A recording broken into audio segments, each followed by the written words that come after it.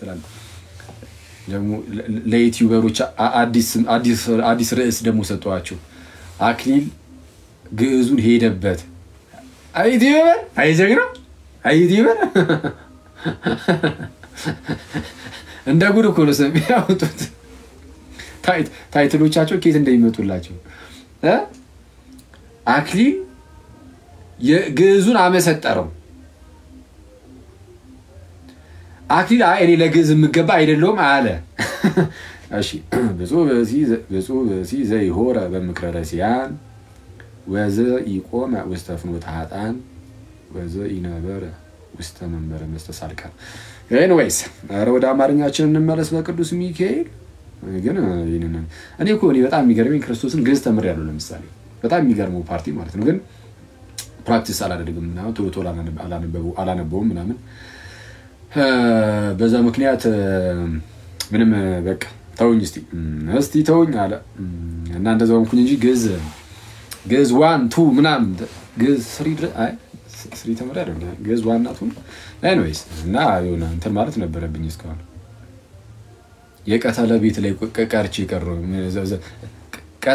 ቀተለ ላይ ነው በቃ እኔ ተውት እሺ ሶ ምን አለ አሁን ስሙ በደም መስጉን ነው በክፎች መክረ ያልሄደ በኃጢአተኞች ፕሮቴስታንት ወንድሞች የተዘጋጃችሁ መልካም ስራ ላይ ምናምን ጥያቄ ያላችሁ ምናምን እንድትገቡ ማለት ነው መልካም ስራኛ ደህነት ላይ የሚያስፈልግበት ፓርት አለ ብለን እናምናለን ኢኒሺያሊ ሳይሆን እሱ ነው እሺ ትንሽ ነገር ላችሁና ቤት ሰሙና ከዛ በኋላ እንደው ዝች ላይ ጥያቄ አለኝ እንደው የክርስትና በእናንተ ክርስቲያን ውስጥ ያለው ትምህርት መልካም ስራ ላይ ራሱ ከመንደው ከመጽሐፍ ቅዱስ ጋር አልተስማማልኝም የምትሉ ፕሮቴስታንት ወንድሞች ካላችሁ ለጭቅጭቅ አይደለም ዝም ብሎ እንደዚሁ በቃ በወንድማማች ስፒሪት የለም በዛ መንፈስ መጠየቅ ምናምን ብትፈልጉ አስገባችኋለሁ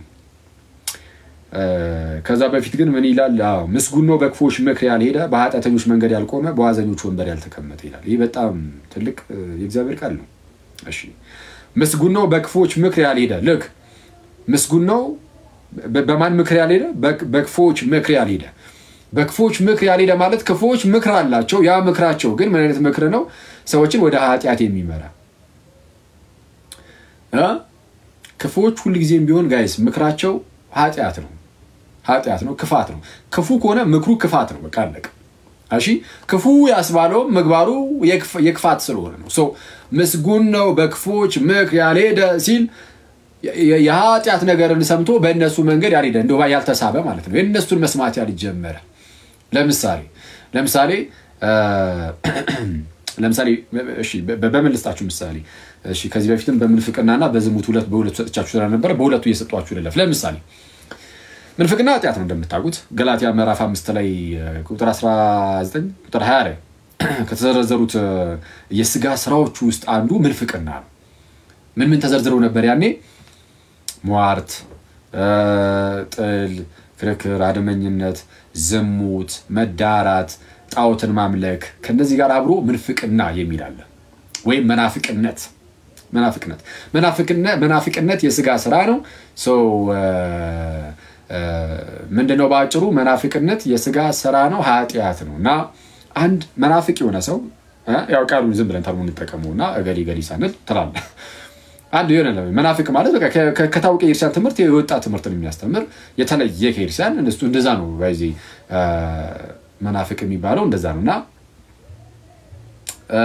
ሶ ምንፍቅናን ያስተምራል መናፍቅ ምንፍቅናን የሚያስተምር ነው እና ክፋት ነው እና ምንፍቅናን የሚያስተምርን ሰው ሰምተ የሱን ነገር እየሰማህ ወደሱ የምትጠጋ ከሆነ በክፎች ምክር መሄድ ማለት ልክ እንደዚህ ነው የምንፍቅና ትምህርት ምንፍቅና ይገርላል ቅዱስ ጴጥሮስ እንደተናገረው ምንድነው የሚገድል ምንፍቅናን አሹልኮ ያስገባሉ ስላለ ምንፍቅና ይገርላልና ይህንን ክፋት የምትሰማ ከሆነ እሱን እየሰማ ቀስ በቀስ በእነሱ ምክር የምትሄድ ከሆነ አንተ መስጉን አይደለም መስጉንስ አለ በክፎች ምክር ያልሄደ ነው ኦኬ መስጉን ነው በክፎች ምክር ያልሄደ አሁን የመጀመሪያ ወይም ደግሞ ስለ ዝሙት ለምሳሌ አንዳንድ ሰው ሰገጠ ብሎ በጣም ዝሙት ጥሩ እንደሆነ የሚናገር ስለዚህም ዝሙት አድርጉ ፈጽሙ የሚል አይነት ሰው ሊኖር ይችላል አይደል ዝሙትን መፈጸም አንድ ኃጢአት ነው ከዛ ዘሎ ግን ሰው ሌሎች ሰዎችም ዝሙትን እንዲሰሩ የሚያነሳሳ ሄድበት የሚል አይነት እንደዚህ አይነት ሰው ደግሞ ይኖራል እሱ ደግሞ በጣም አደገኛ ነው አስቡት ጋይስ በጣም ለምሳሌ አን ኢኖሰንት ኢኖሰንት የሆነ ሰው ቢኖርና በጣም እንደው በቃ ጭንቅላቱ ድንግል የሆነ ተላለ ምንም ከነዚህ አይነት የዝሙታዊ አይነት ነገር በቃ ፖርኖግራፊክ የሆኑ ነገሮች ወይ ምናምን እንደዚህ የሚመስሉ ነገሮች ምንም ጭራሽ በቃ የሌለበት አይነት ሰው ቢሆን let's say እሺ በቃ ሴቱን እና እሺ anyways እሺ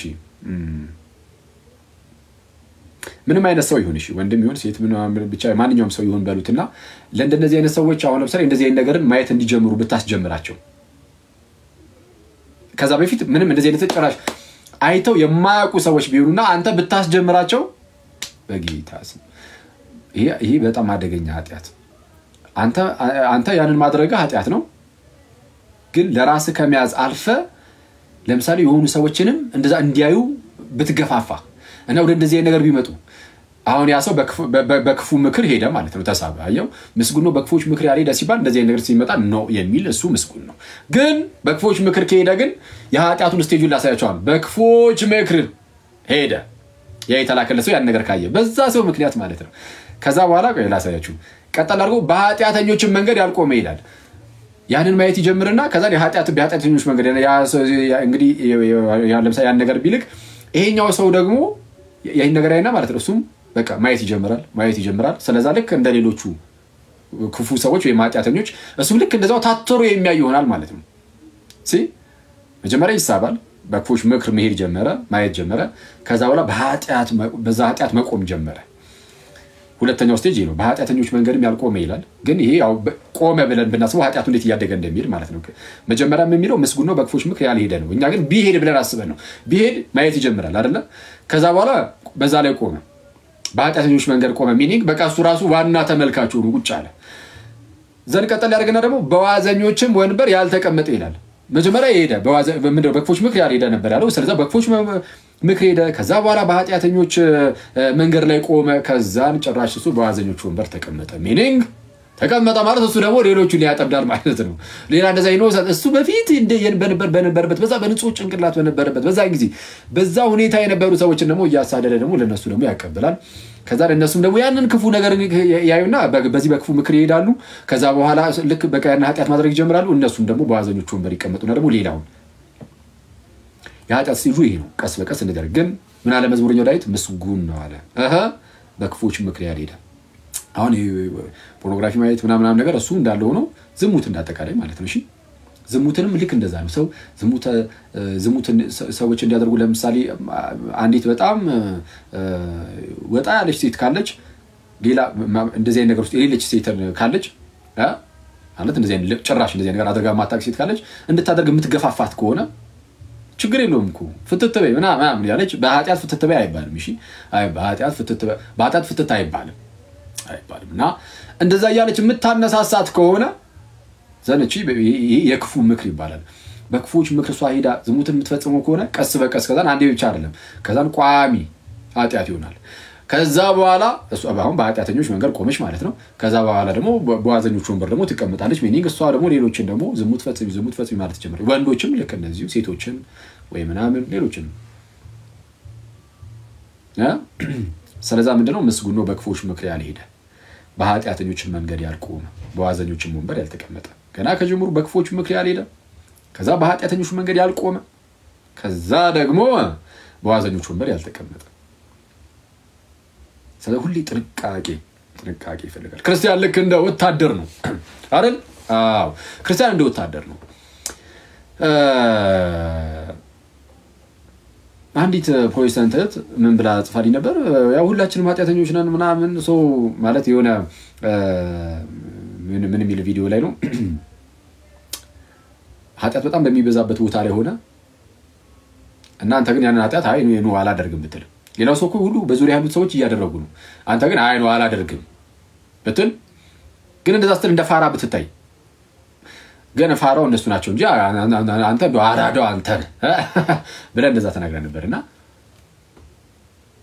እንደዛ የተባለበት ቪዲዮ ላይ ምን አልሰው እየሰማሽ ከሆነ ማለት ነው አሁንም ያቴ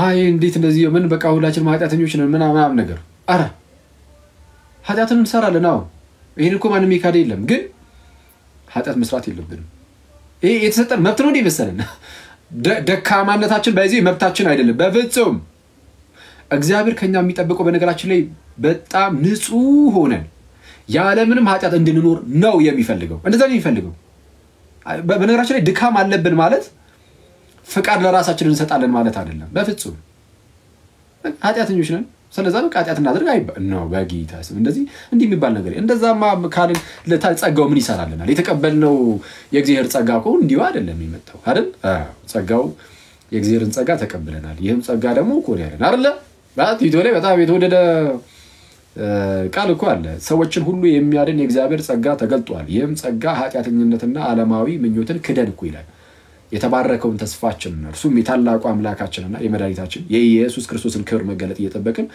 እግዚአብሔርን በመምሰል ሕይወት ራስን በመግዛት እንዴት ልንኖር እንደሚገባ ያስተምረናል ይላል ይህ ጸጋ እንዲህ ያለ የሚያስተምር የእግዚአብሔርን ጸጋ ከተቀበልንስ እንግዲያውስ በድካም ብንወድቅ እንኳን ቶሎ እየተነሳን ከኃጢአት ሁሉ እየተለየን እየራቅን በእግዚአብሔር ጸጋ ልናደግ ይገባል እውነቱን ለመናገር እኔ እንዴ የበፊት ክርስቲያኖች እንደዚህ ነበሩ አሁን እኔ ክርስቶስን እኔ በጣም ኮን የሚገርምኝ አሁን በሐዋርያ ሰዓት የነበሩ ክርስቲያኖች አሁን በተለይ አሁን የሐዋርያ ህብረቱ ምናምን ነገር የምር አሁን እኛ እንደምናደርገው ኃጢአት እየሰሩ ቢኖሩ ይመስላችኋል በፍጹም ብዙዎቹ በጣም የቅድስና ህይወት ነው ያላቸው እኛ አሁን ተሳንፈን ከቅዱስ ሚስጥርም ርቀን ስላለን በጣም ይደክመናል በጣም በቀላሉ ለኃጢአት የምንገዛ በኃጢአት የምንወድቅ ሆነን እንጂ ሰው ከቅዱስ ሚስጥር ባይርቅ ቶሎ ከቅዱስ ሚስጥር ቶሎ ቢሳተፍ ማለት ነው ቶሎ ቢሳተፍ ማለት በ40 ቀን አንዴ አይደለም ቢያንስ በሳምንት አንዴ ቶሎ ብንቆርብ ማለት ነው እመኑን የምንቀበለው የእግዚአብሔር ጸጋ ኃይልን ይሰጠናል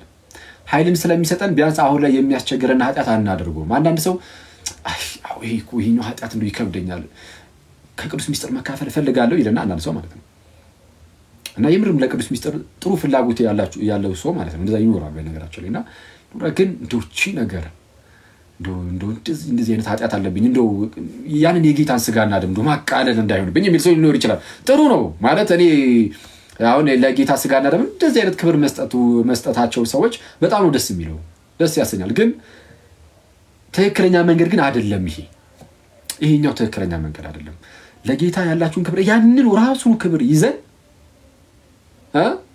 ዝም ብለን ይለን እንቅረብ በቃ ንስሐ ገብተን ዝም ብለን እንቅረብ ኃጢአትን እንሰራ እንችላለን አዎ ግን እንደውል በቃ እንሰራ ብለን ብቻ ዝም ብለን ብቻ እንቅረብ ከዛ ኃይሉን እናያለን የእግዚአብሔርን ጸጋ እኮ በቅዱስ ቁርባን ውስጥ እንቀበላለን ቶሎ መድገም ቅዱስ ቁርባን አለመራቅ አንዴ ከጀመረን በኋላ የሆነ ብዙ ክፍተት ስንሰጥ በጠላት የመጠቃት እንትናችን በጣም እየበዛ ይሄዳል ስለዚህ ሁሌ ከጌታ ጋር መኖር ከቅዱስ ሚስጥር አለመራቅ ከዛ በኋላ ብንወርቅስ ግን በቃ ወደቅን ነው አንዴ ቅዱስ ቁርባን ተቀብሎ ሳይወድቅ ይቀርኩ የለም በቃ ሰው ሊወድቅ ይችላል የቅዱሳን አባቶቻችንም እኮ እየወደቁ እየተነሱ ነው ከፍ ብሎ ጌታችን ኢየሱስን በመምሰል ህይወት ውስጥ ያደጉት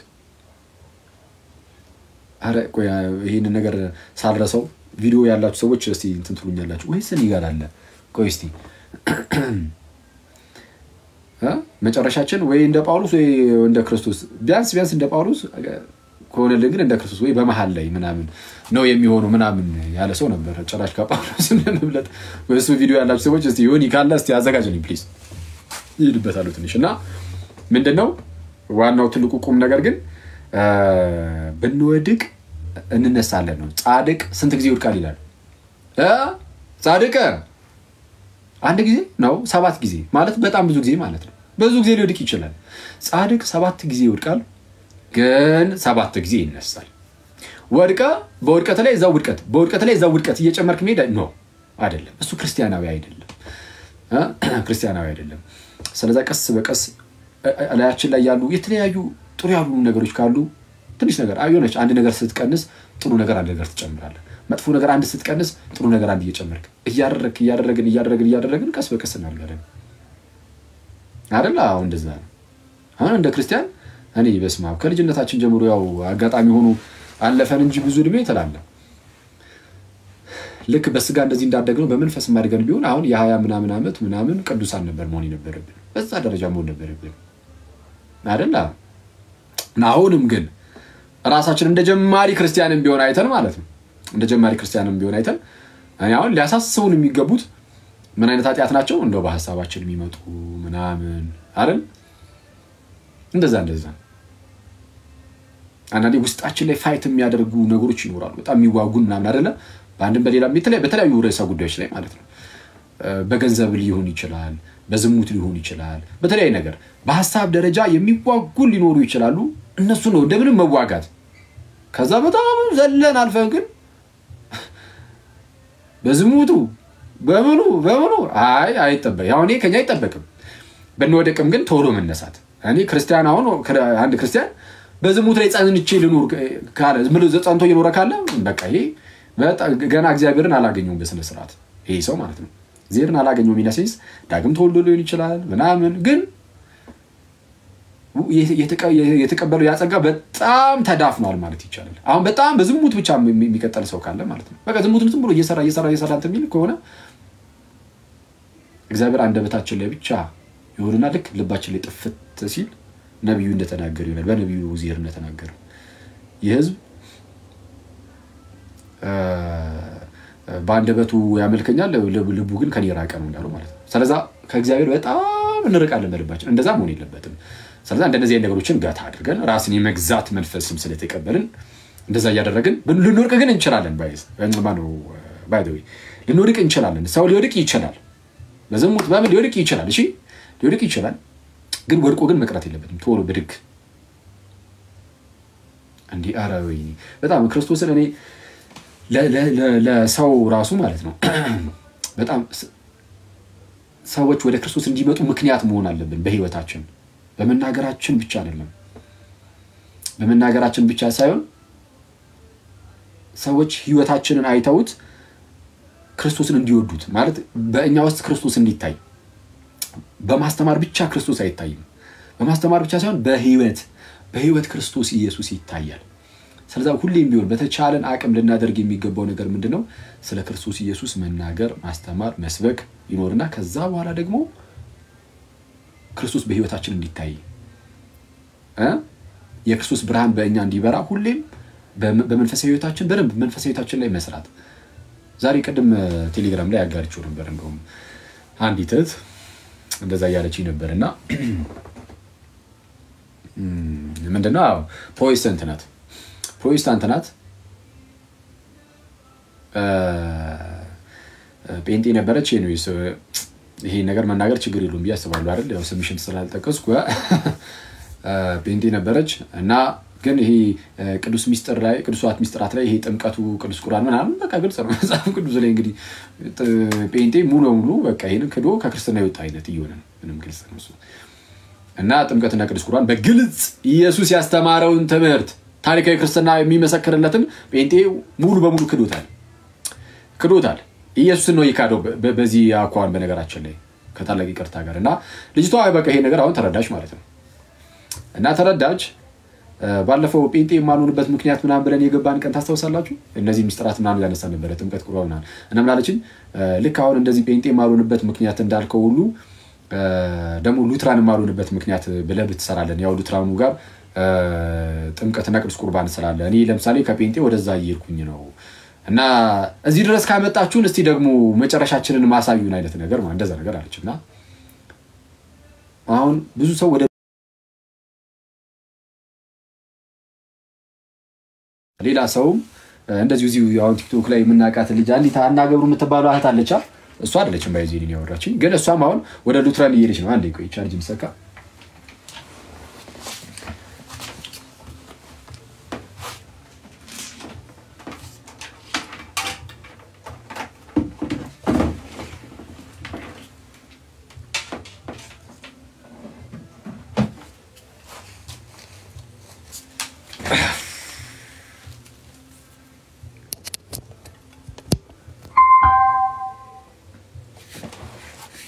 እሺ አንዴ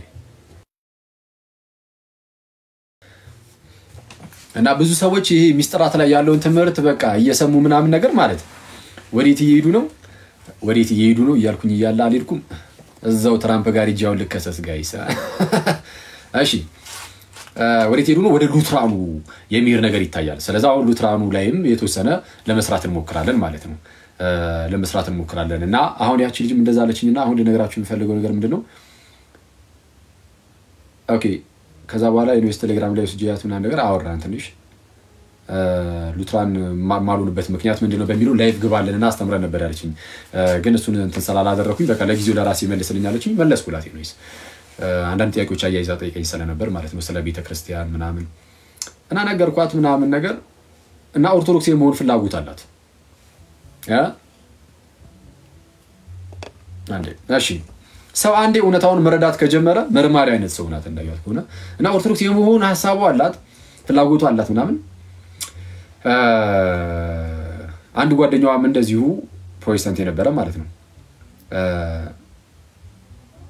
እሺ ኤኒዌይስ እሱም ወደ ኦርቶዶክስ መጥቷል ነገርና እሺ ዲቴል ነገሩን አላወራውና ብቻ የሷን ግን ኦኬ ነይ በቃ ወደ ኦርቶዶክስና መስላት ምን ብትልኝ ኦርቶዶክስ የመሆን ፍላጎቱ አላት ግን ሌላ ኦርቶዶክስ አብያተ ክርስቲያናትን ያይች ነው ማለት ነው የኢትዮጵያን ሳይሆን ከኢትዮጵያ ውጪ አስባኔ ያው ያስቡት ኢትዮጵያ ላይ ስለሆኑ እኔ በቃ የኢትዮጵያን እንዲያው ነው ፍላጎቴና አረ የኢትዮጵያ ኦርቶዶክስ ምናምን ሰገጣኩኝ ማለት እና የኢትዮጵያ ክርስቲያን ደግሞ በጣም ክርስቶስን ነው የምላችሁ በጣም የተወደደች ቤተክርስቲያን እኔ እኛ እንተናለን እንጂ በጣም ዝርክርካልን እንጂ መመኑ በተለኛ ማለት ነው ያው በርግጠኛ እንደዛ ይሆን ነው እሺ ተውት አሁን አንወቃቀስ ተላለና በአንድም በሌላም ምክንያት በጣም በቃ ክርስትናችን ላይ በጣም ደካማ ሆነን ከዛ በኋላ ዝም ብሎ በልምድ የሚሰበክ ስብከት ይኖራል ቤርሲያን ውስጥ ምናምን እሱ ነው በጣም በቃ ቤርሲያንን እንድትጎዳ የሚያደርጋት እና ያው እንግዲህ ጥሩ መሪ ያለ መኖር ጥሩ መሪ ካሌለ ማለት ነው ብዙ ሰው እንደዛ ይነቅፋል እንግዲህ ኑር አይኑር ባና ግን ቢኖር ይስተካከል ነበር እውነቱን ለመናገር ብዙ አቡነ ጴጥሮስ ናቸው ማናቸው ባለፈው ወደኛ ወደዚህ ወደ ኢትዮጵያ አይገቡ ምናምን ተብሎ የነበሩት አንድ በጣም ደስ የሚሉ አባት የውጭ ሀገር ጳጳስ ናቸው ኤኒዌይስ ብቻ እሳቸው ስማቸውን ከተሳሳትኩኝ ብዙ አቡነ ጴጥሮስ ይሁን ብቻ እሳቸው በጣም ደስ የሚሉ አባት ናቸው በዚህ እና እሳቸውም ሲናገሩ ነበር እኛ በጣም እንደው እኛ ጥሩ ብንሆን ኖሮ በጣም የኢርሻም ብቻ አይደለም የሀገሪቷ ነገር ራስ ሳይቀር ይስተካከል ነበር ሲሉ ነበርና እኔ እውነት ነው እኔ ጥሩ የሆኑ ቤርሲያን በጣም የሚወዱ ከዚህ ሆነ የለም የሆነ እንደው ጊዜያዊ ኮኑና ስጋዊ ኮኑ ነገሮች ትንሽ ተላቀን ነገር ሙሉ በሙሉ ትኩረታችንን ቤተክርስቲያን ላይ ብናደርግ ወይም ቢያደርጉ ትልልቅ መሪዎች አባቶች ምናምን ረኞች ጥሩ ነገር ይፈጠራል ያስባሉ እንግዲህ ደገኛ አባቶች ይኖራሉ የሉም አላልኩም ደግሞ ይኖራሉ ብዙ ጊዜ ግን በቃ ጥሩ ላይ ሆኑ ይችላሉና ለማንኛውም ግን ልጅቷ የኢትዮጵያ ክርስቲያን ነው አላይም አልፈልግም አለችና ለምን አልፈልግም ያለችው ይሄንን ምነግራችሁ ለምን መሰራችሁ ጋይስ እኛ ማለት ማሻሻል ያለብን ነገር ቶሎ እንድናሻሽል ለኛ ብቻ አይደለም አሁን ኢቭን ለሌላውም ሰው ጭምር ማለት ነው ለሚመጣው ሰው ሳይቀር መሰናከል እንዳንሆን እንደዛ ማድረግ አለብን ማሻሻል አለብን ምንድነው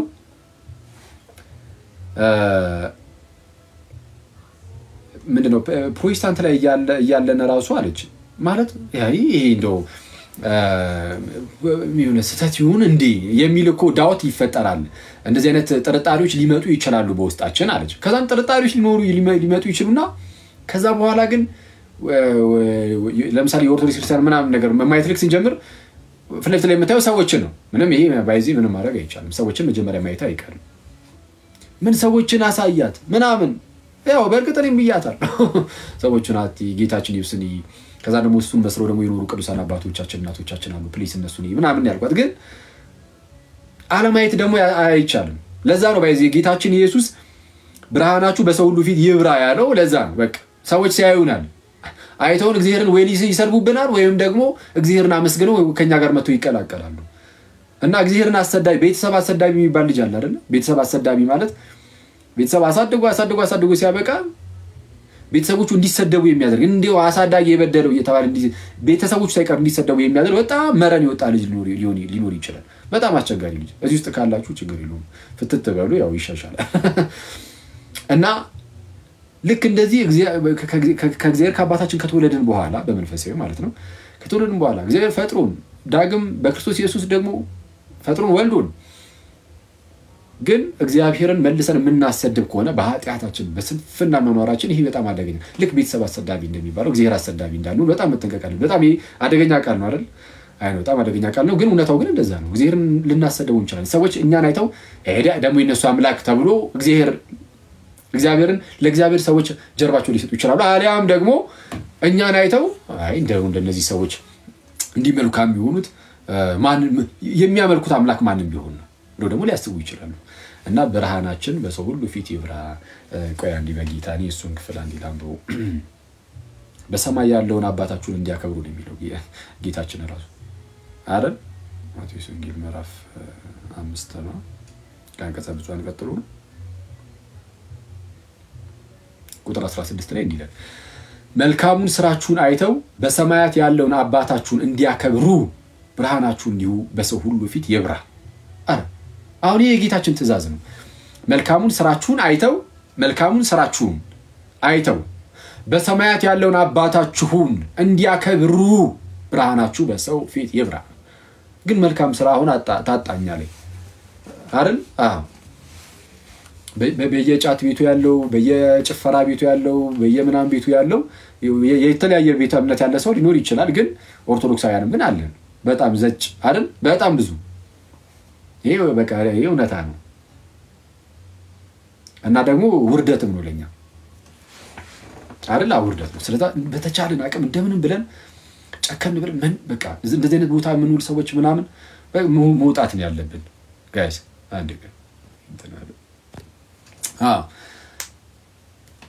በየጫት ቤቱ በየነውሩ በየዝሙቱ በየምኑ ስማችን መነሳት የለበትም በየስካሩ በየምኑ ኃጢአት የተባሉ መንደሮች ላይ ሁሉ ኦርቶዶክስ ኮነ የሚገኘው በጌታስ እና ልጅቷ ያለችው እሱ ነው ልክ ለኖጣ ብናስብ ራሱ በዙሪያችን ያለው ኦርቶዶክስ ነው ያለው ኦርቶዶክስ ደግሞ ህይወቱ ላይ ጥሩ መስሎ ስለማይታየን እሺ አይ በቃ ትክክለኛ የሆነው ይሄ እዚሁ ቢሆን ነው ብለን እዚሁ እንቀመጣለን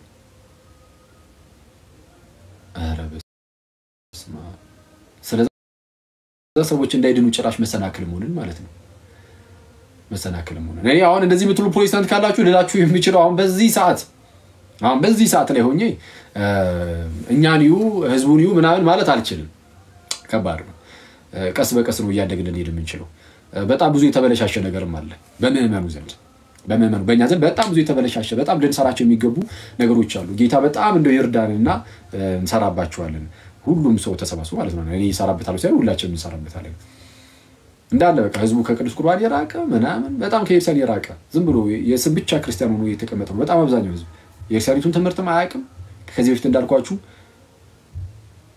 ስላሴ ምንድነው ተብሎ ሲጠየቅ ታቦት ነው ካላንድ ሰው በቃ አደጋ ውስጥ ነው አይደል እና እንደዛ ስለሆነ በጣም ከኛ አንፃር አሁን ከምዕመን አንፃር በጣም ብዙ ስራ የሚፈልግ ነገር አለ ስለሱን እንሰራለን ግን ሰርተን ስንጨርስ ግን አትምጡ ቢያንስ የኢየሱስን ራስ ግን ጌታችን ኢየሱስ ክርስቶስ አለ እና ራስ የሆነውን ኢየሱስን እየተመለከተን ነው የሚለው ጳውሎስም ስለዛ እሱን ክርስቶስ ኢየሱስ የእምነታችን ጀማሪና ፈጻሚ ሐዋርያና ሊቀ ካህናት የሆነ ጌታ ኢየሱስ አለ እርሱን እዩት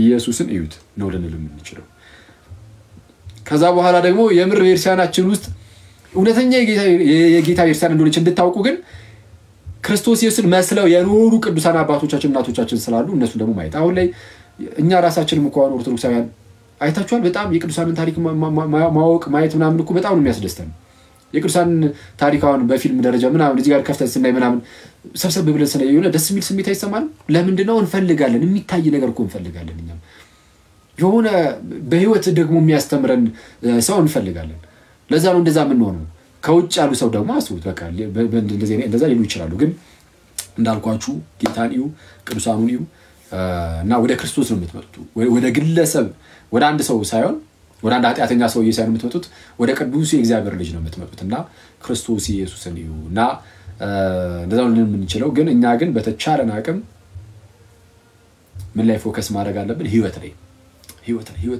መልካም ስራ ላይ ከኃጢአት መራቅ ላይ ነውር የሆኑ ቦታዎች ላይ ኦርቶዶክስ መታየት የለበትም ሌላው መታየት የለበትም አዎ ፕሮቴስታንት ወንድሞቻችን መታየት የለባቸው ሙስሊም ወንድሞቻችን መታየት የለባቸው ኤቲስቶችን መታየት የለባቸው ማንንም ክፉ ነገር ላይ መታየት የለበትም ግን እኛ በተለይ ግን የእግዚአብሔርን ጸጋ ተቀበለናል የምንል ሰዎች ግን ክፉ ነገር ላይ መታየት የለብንም ጭራሽ በቃ በተለይ ደግሞ አገልጋይ ከሆነ ደግሞ አንድ ሰው አገልጋይ በቃ በጣም ጠንቁቅ ጳውሎስም ይላል አይደል ምንም በቃ እንኳን አይገኝባችሁ ይተባሉ ስለዚህ እንደዛ ይሆኑ ከዛ እነሱን አገልጋዮችን እናያለን አሁን አያችሁ አሁን አገልጋዮችን ስናይ ጥሩ ነገር ካየን ከነሱ የሆነ ቢያንስ ምእመኑ ራሱ ቢያቦካው ህይወቱን ማለት ነው አገልጋዮቹን አይቶ ሰው ኦኬ አይ አስተማሪዎቻቸው እንዲናቸው ይላል ስለዚህ አገልጋዮች በተቻላቸው አቅም እግዚአብሔርን ቃል መስበክ ማስተማር ብቻ ሳይሆን ህይወታቸው ማስተማር አለበት ምናምን እና እንደዛ ነው መሆን ያለብን አረባለው እሺ እና በተቻለን አቅም እንደዛ እናድርግ እናንተ ሰዎች ሳላስበው እንደዚህ ኢንተርቪው ውስጥ ገባለሁ ትላለህ 4 ሰዓት ሆነ እዚህ እሺ በቃ ለ30 ደቂቃ ያህል እሺ ፕሮቴስታንቶችን እንቀበላለን ለ30 ደቂቃ ያህል ብቻ እስቲ ዮኒ ካለና እስቲ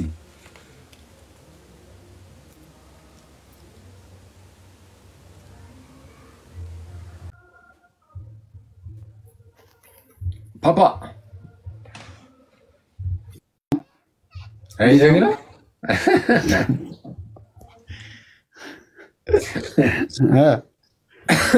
ቢስ እንዴት ነው አለን እግዚአብሔር ይመስገን አለን ከታች 3000 ሰዎች ሰላም ብያለሁ እነሱም ሰላም ብለውሃል ትላለህ እስቲ ከመልካ ያኛውን ቪዲዮ አገኘው እንዴ ኩዚ ይላል ያኛውን ቪዲዮ ቢያንስ ምንድነው እንደ ጳውሎስ አለ እስቲ አሳይ የት ይላል ከኛ የፕሮቴስታንት ፋይል ላይ ተቀምጧል በል አንዱ ስህተቱን እንደምትይዘው አረ ትምህርቱን በሌላ ዶክመንት ያዘው አለኝ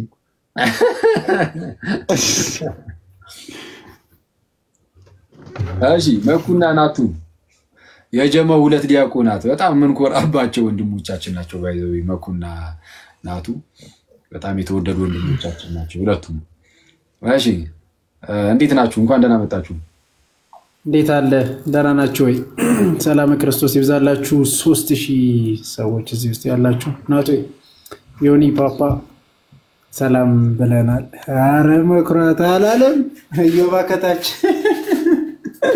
አለን ይመስገን አምላክ አይ የምራው ምንኮራባቸው ወንድሞቻችን መልተል ነው አማቤቴ መኩና ናቱ በጣም የተወደዱ ወንድሞቻችን ናቸው በጣም ደስ የሚሉ ናቱ ይላል ናቱ ሰሞኑን ምንም አይደለም እሺ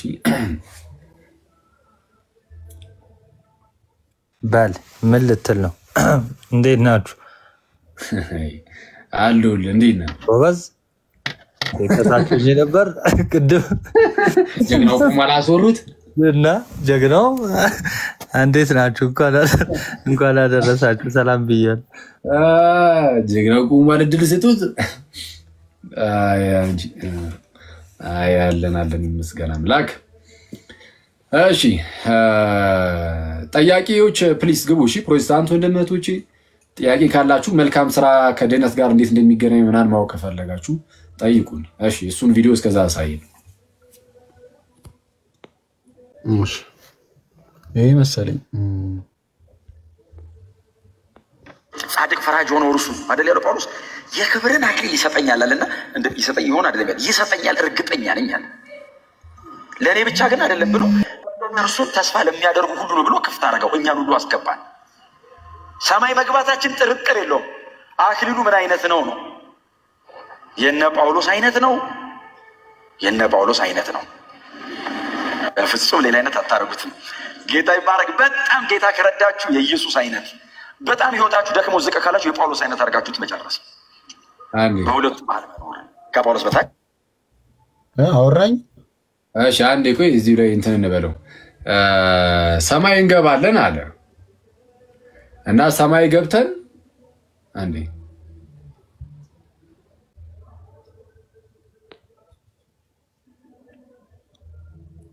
እሺ አንዱ ይጣሰው አለ ማን ነው ይጣው ፕሮፌት ያፌት የሚል ነው ቶኒ ቶኒ ነው ኦኬ ፕሮፌት ይላኩ ታውቀዋለህ የሚታወቅ ሰው ነው። ኦርቶዶክስ ነው መሰለኝ። ፕሮፌት ያፊት ፕሮቴስታንቶችን ተቀበሉ። እሺ ቶኒን አስገቡት ካለ ሰማይ መግባታችን እርግጥ ነው አለ። እውነቱን ለመናገር በንስሐ ካልተመላለሰ አንድ ሰው ሰማይ አይገባም።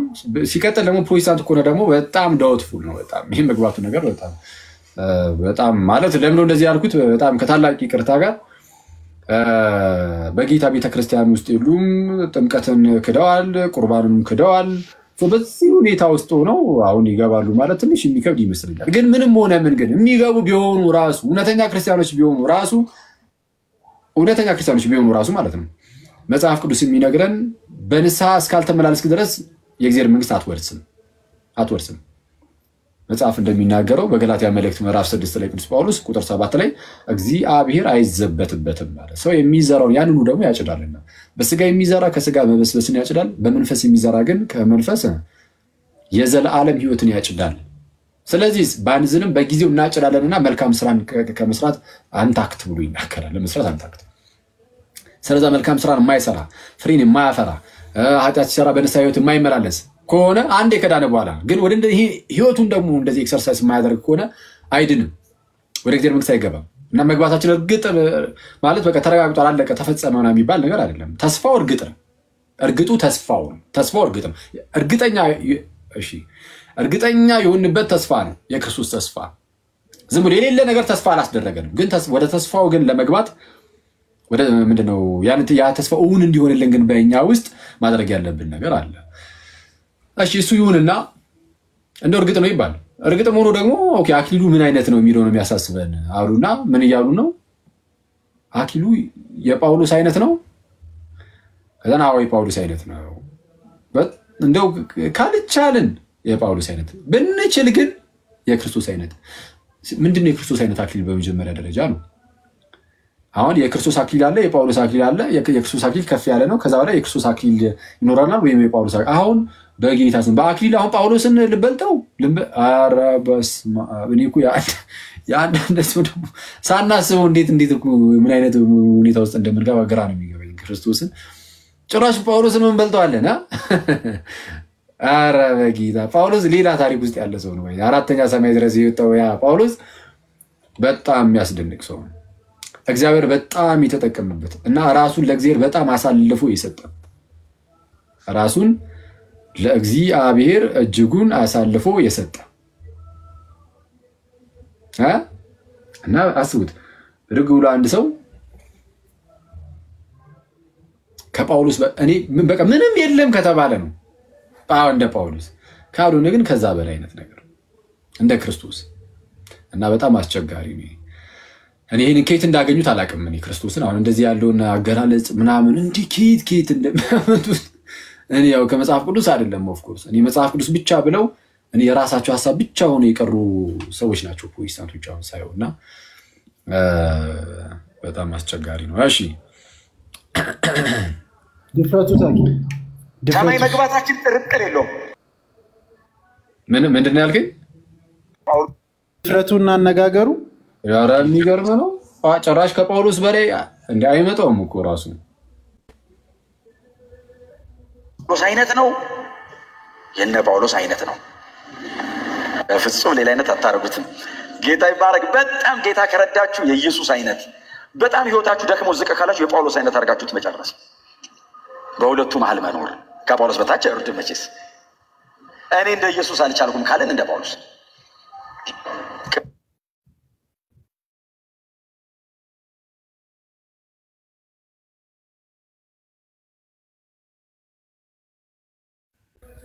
አስቸጋሪ ነው።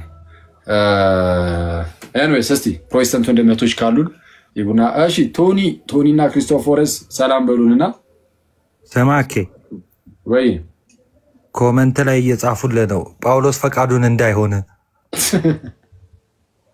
ጳውሎስ ኞኞን ነው። አይ ሰው እናኪ በዚህ አጋጣሚ ክርስቶስን አክሊል ሰጪን አክሊል ተቀባይ አላረገው። አክሊል ሰጪን የባህሪ አምላክን ልዑልን ጌታን አክሊል ተቀባይ አድርጎት ከኛ እኩል ሲያነጻጽርና በዚህ ልክ ሲያደርግ ጌታ ወይ ድፍረቱ እኔ ጌታን እንወዳለን የሚሉ ጌታን እንዴት እንደሚያዋርዱ ተመልከቱት። ሄድበት እስቲ ትንሽ ትክክል እንደ ኢየሱስ አይነት አክሊል እኔ ምን ማለት እንደሆነ እኔ አሮ ነው እኔ በጣም ማለት ከጳውሎስ ጋር ከአነጻጽሮ ስለሆነ እንደዛ ያሉ ወይ በመሃል ላይ ከጳውሎስ ከፍ ብለን ከኢየሱስ አነስ ብለን አረ ታድለን አንዳንድ ሰው ወጌታ በኢየሱስ ምን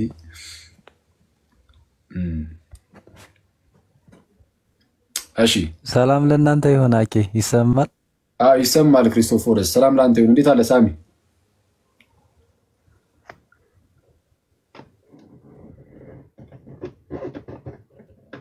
አይሰማም ሳሚ? አሁን ይሰማል። እንዴት ናችሁ? ሰላም ብያለሁ ሁላችሁንም። አኬ እንዴት ነው? ዮኒ ዲያቆን መኳንንት ዲያቆን ናቲ ቶኒ ከስርም ያላችሁት ወንድሞች እንዴት ናችሁ? ፓስተር ጥሩ ዘለል ብየዋለሁ። መጽሐፍ ቅዱስን አስቀምጦ ሌላ ቦታ ይዘላል። አስቸጋሪ ሁኔታ ላይ ነው ያለነው። ቶኒሻ ሰላም ወንድም አለማከዋ እንዴት ነህ? ሰላም ነው ወይ? ሁላችሁም ዮኒ ዲያቆን ሁለታችሁም ዲያቆን አጣራ 3 ነው እንዴ? ሳሚ ዲያቆን ነው እንዴ? ወይስ እኔ ዲያቆን እኔ ዲያቆን መስዬ ነው? በርግጥ ነኝ ደብቄው ስለተተና። ኧረ ሳሚ ዲያቆን እንዴ? ሳሚ አረ ዲቁና መደባበቅ ጀመረን። አንተ ስትገልጥ ነው የምገልጠው። ወይኔ አይ ጥሩ ቶኒሻ ሰላም። እንግዲህ ከቶኒ ሰላም ብያችኋለሁ። ከታችም ያላችሁ ሰላማችሁ ይብዛ። አኬዋ በጣም ምርጥ ትምህርት ነው ያስተማርከን።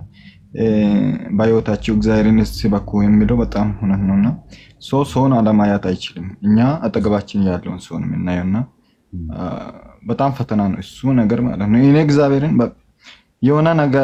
የሆነ ነገር ሲገባኝ ነው እንጂ ያቆምኩት እኔ እንደዚህ መንፈስ ቅዱስ ካላችሁ ለምንድን ነው እንደዚህ የሚሆኑት ምናምን ይል ነበር። በውስጣችሁ መንፈስ ቅዱስ ካላችሁ ለምንድን ነው እንደዚህ የሚሆኑት ምናምን ይል ነበር። በዚህ 3 ዓመት ውስጥ ታውቃለህ ራሱ ኮሜንቱ ራሱ ተቀይሯል እኮ ኮሜንቱ ራሱ አሁን ተቀይሯልና መጀመሪያ ላይ የነበረው ኮሜንት ምናምን ስራት በጣም ብዙ ነገር ተቀይሯልና እግዚአብሔር ይመስገን። ሲጀመር የሚሳደበው ለተጠየቀው ነገር በቃ መልስ ሳይኖር ሲቀር ነው። የቤተክርስቲያን ትምህርት ካወቀ ከገባው ያኛው ሰው ጠያቂው እየተሳደባ ቢጠይቅ እንኳን መልስ ስላለው በልቡ የሞላው ነገር ስላለ ይመልስ።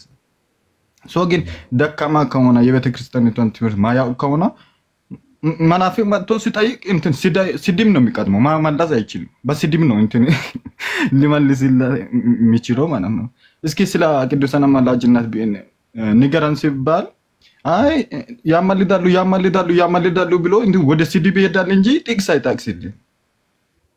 ስለዚህ ዋናው በቃ በውስጣችን ትምህርት ካለ አንሳደብም፣ እናውቃለን፣ እንመልሳለን። ስለዚህ በትምህርት እንባርታው ደሞ በህይወታችን እንስበክ ከሱስ ምናምን ሆና ነው እኮ እኛም በቃ ኦርቶዶክሳዊ ነው የሚያጭሰው የሚቂሙ የሚጠጣው በየቦታው የሚሰክረው ኦርቶዶክሳዊ ነው ሲባል ነው ያደገው እና እንደዛ የሚያደርጉም አሉ እውነትም ስላሉ ማለት ነው። ግን ጴንጤው ቢጠጣ ጴንጤ የሚጠጣሉ እኮ ጓደኞቻችን ዘማሪያን ምናምን እግዚአብሔር ግን አይታው በቃ ሌላ ቦታ ነው የሚጠጡት ማለት ነው። በጣም ምስጢር ነው እነሱ ጋር አይጠጡም። ከባድ ናቸው። በቃ አያስታውቁም። ኦርቶዶክሳውያን በቃ መስቀሉን በአንገቱ ላይ አድርጎ ሁሉንም ነገር ስለሚያደርግ ሲዘፍንም መስቀሉ አለ አንገቱ ላይ ኦርቶዶክሳዊ ምልክት አለው። ማን እንደሆነ አታውቁም። እና ጴንጤ ከባድ ነው። በጣም ነው የሚጠጡት እና ግን አይታወቅም ነው በምስጢር ስለሆነ ነው የነሱ በቃ አያሰናክሉም ሰዎችን ማለት ነው። ለራሳቸው ነው ቢጎዱትም ኃጢአታቸውን ለራሳቸው ነው። ግን የኦርቶዶክስ ምንድነው ራሱ የሚጎዳል ሌላውንም በቃ ያሰናክላል። ተከከለ ስለዚህ ኃጢአት ብንሰራ ራሱ በቃ ለራሳችን ሌላውን ደግመን እንዳናሰናክል ማለት ነው። በጣም ከባድ ነው። በጣም ከባድ ነገር ስለሆነ ማለት ነው ሰዎችን ማሰናከል እና እንባርታ ነው። ቴንክ ዩ በጣም ጥሩ ምክር ነው። ጥሩ ትምህርት ነው ያስተማርከን። ጸጋብ ዘዴ እንወዳለን። አሜን። እግዚአብሔር ያክብርልኝ ቶኒ። እና ጥሩ ነው ባይዜ እንደው በቃ ተደብቆ ቢሆን ይሻላል። እውነትም እኮ አዎ ስህተት ነው ምናምን ግን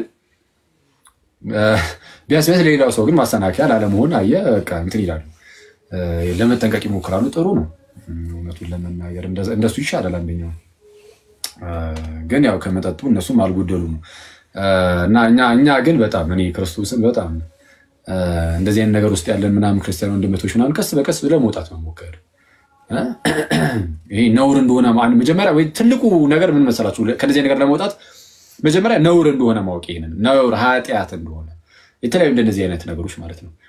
ወንድምን የሚያሰናክል ከሆነ ጫትን ብቻ አይደለም ስጋን ራሱ ጥለህ ልትነሳ ትችላለህ።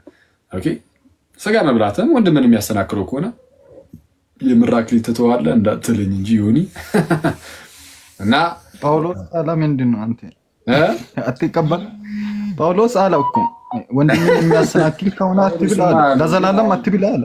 ጳውሎስማ አለው እኮ ግን አሁን ወንድምን የሚያሰናክል ከሆነ ጠሪተው በባላውን አቅሙ ይፈቅድልኛል ትላለህ። አያውቂ ነው ኧረ የምር ዝንተዋለን እንዴት አባቱ ስና እና እንዴት አንተ ተዋለው ይምር ቀልዱን አቁመ ወደ ትምህርቱ ግባ። ቀልደኛ በቃ በጠሪ የሚሰናከል ሰው እንዳይመጣ አስቀድመን ነው ማስተማር አለበት። ከባድ ነው እና አይ ግን የምርም ግን በቃ ጳውሎስ በዛ ደረጃ ነው የተናገረውና ሰው ከሆነ ከነዚህ አይነት ነገር መላቀቅ ነውር እንደሆነ ማወቅ ከዛን ምንድነው ነውር እንደሆነ ስናውቀው አንደኛ የሆነ እና አሁን እኮ ቦስት እናደርግበታለን ጭራሽ አሁን እኮ ከባድ የሆነብን ነገር ማለት ነው የምንኩራራበትም ይሆናል አንዳንዴ ዝሙቱም ሰካሩም ምኑም በቃ እንደዚህ አይነት ነውር የሆኑ ነገሮች ነውራቸው ክብር ይሆንባቸው ነውራችን ክብር ነውር የሆኑ ነገር ክብራችን እየሆነ ይመጣል እና እንደ በጣም ምንኩራራበት እየሆነ ይሄዳል እና እንደዛ እንዳይሆን መጀመሪያ ነውር እንደሆነ ማወቅ ከቀስ በቀስ እግዚአብሔርን መናፈቅ ወደ እግዚአብሔር መቅረብ ምናምን ንስሐ መግባት በጣም እኔ አንድ ሰው ስለቃመ ስለጠጣ ምናምን በጣም አደገኛ ነገር ውስጥ ነው ማለት አይደለም ማለት አዎ በቃ መጥፎ ነገር ነው መሆን የለበትም ግን እየቃመ ምናምን ነገር የሚቅም ሰው የሚጠጣው ያ ሰውዬ በጣም ለቡ ንጹህ ሊሆን ይችላል። ስለዚህ ትንሽ ነገር ነው የሚቀረው ሱስ ነገር ገብቶበት ከሆነ ውስጡ ሱሱን መርዝ ስለሆነ ከደም ውስጥ ያንን ማውጣት በቃ ያ ሱሱን ከሱሱ እየተነጠለ ነው እንጣት አንዳንድ ጊዜ በጣም ጥሩ ሰዎች ይሆኑና በጣም ልባቸው አሪፍ ምናምን ይሆንና ግን እንደዚህ አይነት ነገር ውስጥ ይገባሉ እንደዚህ አይነት ነገር ውስጥ ይገኛሉ እና ቀስ በቀስ አሁን እንደዚህ አይነት ሰዎች በቃ ሲወጡ በጣም የእግዚአብሔር ይሆናሉና ልባቸው ጥሩ ያልሆነውንም ሰውንም እግዚአብሔር ይፈውሳል። በጣም የሁላችንም ልብ መጥፎ ነው ግልጽ ነው ግን እግዚአብሔር ግን በልጁ በክርስቶስ ኢየሱስ ደም ረጭቶት ነው የፈወሰውና ስለዛ ቀስ በቀስ እንደዛ ልንሆን ይገባል። እናንተ ሰዎች የማሸማቀቅ ነገር እንዳይመስል እንደዚህ አይነት ወንድሞቻችን ካሉ እህቶቻችን ካሉ የማሸማቀቅ ነገር እንዳይመስል እና ቆይ አንዴ ኮሜንቷን ተዋት አንዴ ኮሜንቱ ናቸው እኮ ተው ብንጸድቅም በሉት ሄደን እንጥራለን። ወንድማችን እስቲ ፍታ 66 ግን ባይዜ እንትና 66 ይችላል አባታችን አባ ገብረ ኪዳን ማለት ነው ብንጸድቅም ባንጸድቅም እንኳን ክርስቲያኑን ብለው ሲናገሩ ማለት ነው ብንጸድቅም ባንጸድቅም ያሉት የሆነ ብንድንም ባንድንም አይነት ነገር አይደለም ማለት ክርስቲያን ከሆነ ሰው በቃ ድኗል ኦሬዲ ድኗል ግን ድህነቱን መፈጸም አለበት አይደል ከፍጻሜው ባያደርስ ግን አንድ ሰው ያው ወርቁ ማለት ያው እንግዲህ ይወድቃል ኦፍ ኮርስ እንግዲህ ድህነቱ ካልተፈጸመ ያንን ፍጻሜውን ነው እንደዛ ያሉት እንጂ ብንድንም ባንድንም እሱማ በቃ ማንድን ኮለስ ጀምሮ ወደ ክርስትና ማንመጣም ነበር ስለምንድን ነው ወደ ክርስትና የመጣ ነው ድህነታችን ባይፈጸም ራሱ ግን ክርስቲያን ሆኖ ከመኖር የተሻለ ነው አይነት ነገር ነው እንደዛ ብሎ የሚኖር ሰው ካለ እንደዛ ነው በሌላ ቪዲዮ ላይም ተናግረዋል ሰው ያጣምመዋል አስቸጋሪ ነው መልካም ስራ ከድነት ጋር አይገናኝም የሚል ጴንጤ ናቸው ምን ጋር ማለት ነው ጴንጤዎች ጠፋ ምንድን ጴንጤዎች ማጸድቁ ከሆነ ለምንድን ነው ክርስቲያን የሆናችሁት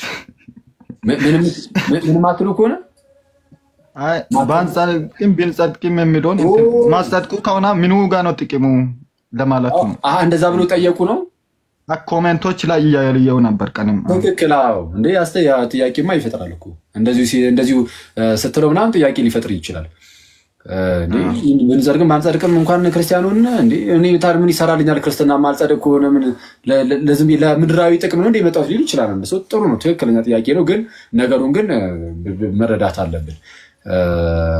በከምን አንጻር እሳቸው እንደዛ እንዳሉት ማለት ነው አባታችን እንደዛ ያሉት አሁን ቅድም ካልኩት አንጻር እንጂ ክርስትና የማያድን አይነት ሆኖ አይደለም። ክርስትናማ በደንብ በሚገባ ነው እንጂ የሚያድነው እና ደነናል የምርም። እሺ ጥያቄ ያለው ሰው አለ? መልካም ስራ ላይ ከድነት ጋር ጭራሽ አይገናኝም። እንደው አክሊሊስት ይችን ነገር እንደው ብታያት ከመጽሐፍ ቅዱስ አንጻር ወይም ደግሞ ከመጽሐፍ ቅዱስ ባጣቅሱም እንደው ዝም እንደው ከዚህ አንጻር ብላችሁ የራሳችሁን ሐሳብ መጠየቅ ይቻላል። እና ጌታ ቢረዳን ደግሞ እዚህ ጋር ሌሎች ወንድሞችም ስላሉ አንዳችን ስንመልስ አንዳችን እያረፍን እንመልሳለን። አለ ፕሮቴስታንት ወንድም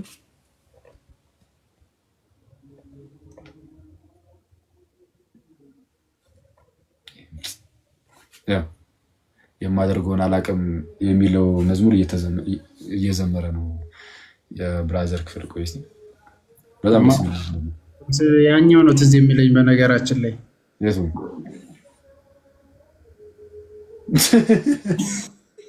እንዴ ነበር ግን ይዛን ቀን ኦኬ ተናገር ነበር ሰምተሻል? አንዱ ጓደኛችንን አወቋ ዩኒስ የኔ በፊት ስም መጥራት አልችልም ባንዳ እሱ ለገርፍሬንዱ ምንድነው ቀለበት ሊያደርግላት በቃ ሰርፕራይዝ እናደርጋት ምናምን ብሎ ጠራይ ምናምን ያው እንግዲህ በጣም የቅርብ ወዳጅ ነው። ሄደን እና የሆነ ቤት ደቅ ብለን መጣች ማለት ነው። እሱ ልጁ እዛ እንዳለ ማታውቅም ምናምን ጓደኛችን ልጅቷ ማለት ነው እንዳለ ማታውቅም ምናምን ልክ ስትገባ ሰብሰብ ብለናል ምናምን ምን ጉር ነው ምናምን ብላ ኤኒዌይስ እንትን አለ ማለት ነው አደረገላት እና ሊያደርግላት ተዘጋጅቶ ግን አቡ ነው ለካ አቡ የሚል ጥሩ ነው አቡ እና እኔ አቡም ለልጁ ጓደኞቹ ነን እና ተዘጋጅቷል እኮ ልጁ አስቧል እየጠበቃት ነው እየመጣው ነው ምናምን ብላ ልጅቷ በር ላይ ልደርስ ምናምን ነው እና የሆነ ካሜራ ምናምን ደቀነናል ምናምን ነገር መዝሙር ይከፈት ተባለ ማለት ነው። መዝሙር ይከፈት ይባላል። አቡ የማደርገውን አላቅም ኧረ በጌታ ስሜ ቀለበት ሰዓት አስበው ማደርገውን አላውቅም ኧረ በጌታ አያቡ እና እውነቱም ግን ሳስበው ግን የሚያደርገውን አላወቀም። ይሄ ወንድማችን ኦኬ በጣም የሚያደርገውን ያወቀ ሰው ነው። በጣም ጥሩ ነበር እሱ እንደዛ ማድረጉ። በጣም ደስ የሚሉ ሰዎች ነበሩ፣ ወንዱም ሴቱም አሪፍ ነው። አቡ ይመቸው የሚያደርገውን አላቅም ይቅር በለኝ አምላኬ አረ ግን ደስ የሚል መዝሙር ነው። አሁን እኮ ከሩቅ እየሰማሁ አረ ፕሮቴስታንቶች ጠይቁን አንድ ቁጥር አንድ አስገቡን ብላችሁ ምጽፉ አንድ ቁጥር ጻፉ አረ ብሎ እያለ ነበር ከታች አቆ አይ ሲጽፉ አይቻለሁ ግን አንድ ቁጥር ጻፉ። ሳሚ የሚባል ልጅ እየጻፈ ነው። እሺ ያስሚኮ አቤል ያው ሰብያቸዋለሁ። ማን ነው ሰው ሳሚ የሚባለው ሰብያለሁ። ሚኪያስ ታላ ሚኪ ግን ደህና ነህ? በስማ ሚኪያስ ቤተሰብ ነው ቤተሰብ ነው እሱ። በስማ የረጅም ጊዜ 2 ዓመት 3 ዓመት 2 ዓመት 3 ዓመት ሙሉ ቆይቶ እሺ ይሁን መቼ ሰላም ላንተ ይሁን ሚኪ እንዴት አለ? አይ ዛሬ ነው የመጨረሻው መሰለኝ። መልካም ስራ ላይ ነበር የቀረው ይሄው ዛሬ ገባን እኮ ተምከተና ቅዱስ ቁርባን ላይ አምናል። መልካም ስራ ነው የቀረው ኧረ ጨርሷል። ከበድ ያለ ጥያቄ ልጠይቅ ነው ከበድ ያለ እሺ እንትን ብዙ ጊዜ አሁን ያው ብዙ ጊዜ የሚጠየቅ ነው የሐዋርያት ቅብብሎሽ አለን ስለምትሉ ብዙ ጊዜ ኦርቶዶክሶች ያስተምሩ ነው ብዬ ስለማምን ነው። እና የሐዋርያት ቅብብሎሽ ከስልጣን ይልቅ ያስተምሩ ቅብብሎሽ ነውና አሁን ያለችው እንደውም እኛ ፕሮቴስታንቶች የሐዋርያት ቅብብሎሽ አለን ከኦርቶዶክስ ይልቅ ብዬ ስለማምን ነውና ምክንያቱም በትምህርት ስናይ ሐዋርያት ያላደረጓቸው ነገሮች ኦርቶዶክስ ላይ ብዙ ልምዶች አሉ። ለምሳሌ የትኛው ሐዋርያ ነው ወደ ቅዱሳን ሲጸልይ ያየ ነው?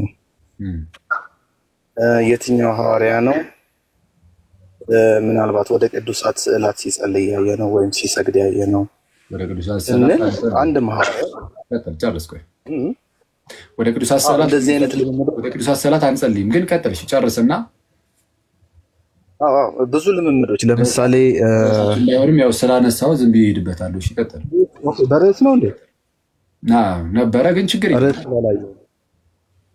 የለም ይቅርታ፣ ያለ ርዕስ ከጠየቁኝ። ግን እንዲህ አይነት ልምምዶች አሁን ሐዋርያት ያላደረጉት ወደ ቅዱሳት መጸለይ፣ ወደ ቅዱሳን መጸለይ፣ ለተለያዩ ስዕላት መስገድ፣ ለቅዱሳን መዘመር የመሳሰሉት ልምምዶች የመጀመሪያ ቤተክርስቲያን ላይ ያልተደረጉ ልምምዶች ናቸው። እንደውም በሶስተኛው ዓመተ ምህረት በሶስተኛው ዓመተ ምህረት በኋላ የመጡ ልምምዶች ናቸው ይላሉ። እና ስለዚህ እኛ ፕሮቴስታንቶች ግን እነዚህን አናደርግም እና ሞር እኛ ከሐዋርያት ጋር እንደውም የሚያመሳስለን ብዙ ነገር አለ ለማለት ነው። እሺ በመጀመሪያ ደረጃ አሁን አይ ቲንክ አንተ ጥያቄው ነበር ኢንቮኬሽኑ ነው እንጂ ቅዱሳን ይማልዳሉ የሚለውን ታምናለህ አይደል?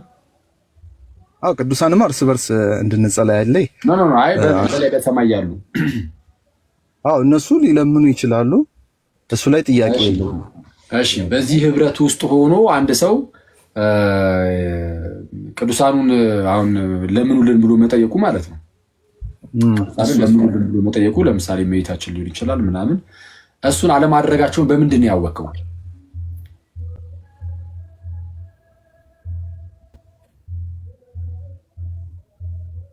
ሚኪ ተቆራረጣኪ ምን አልከኝ?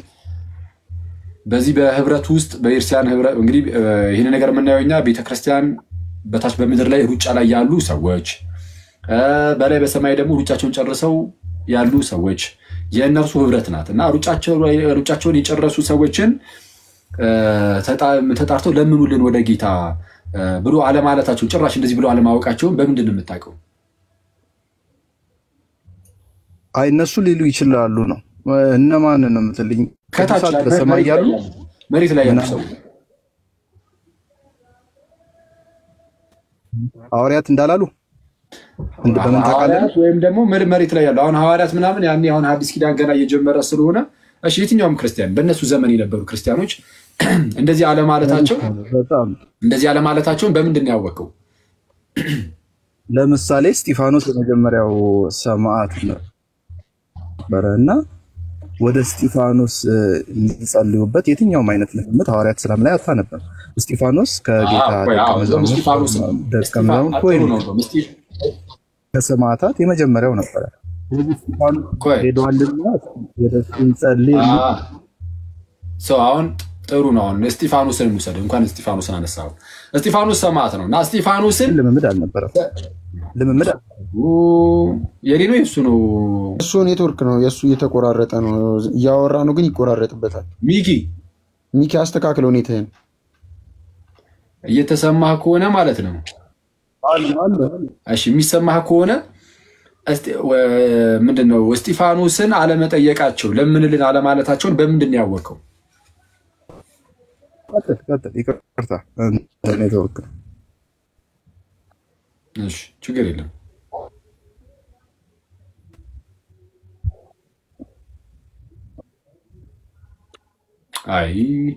እሺ አሁን ይሰማል ሚኪ?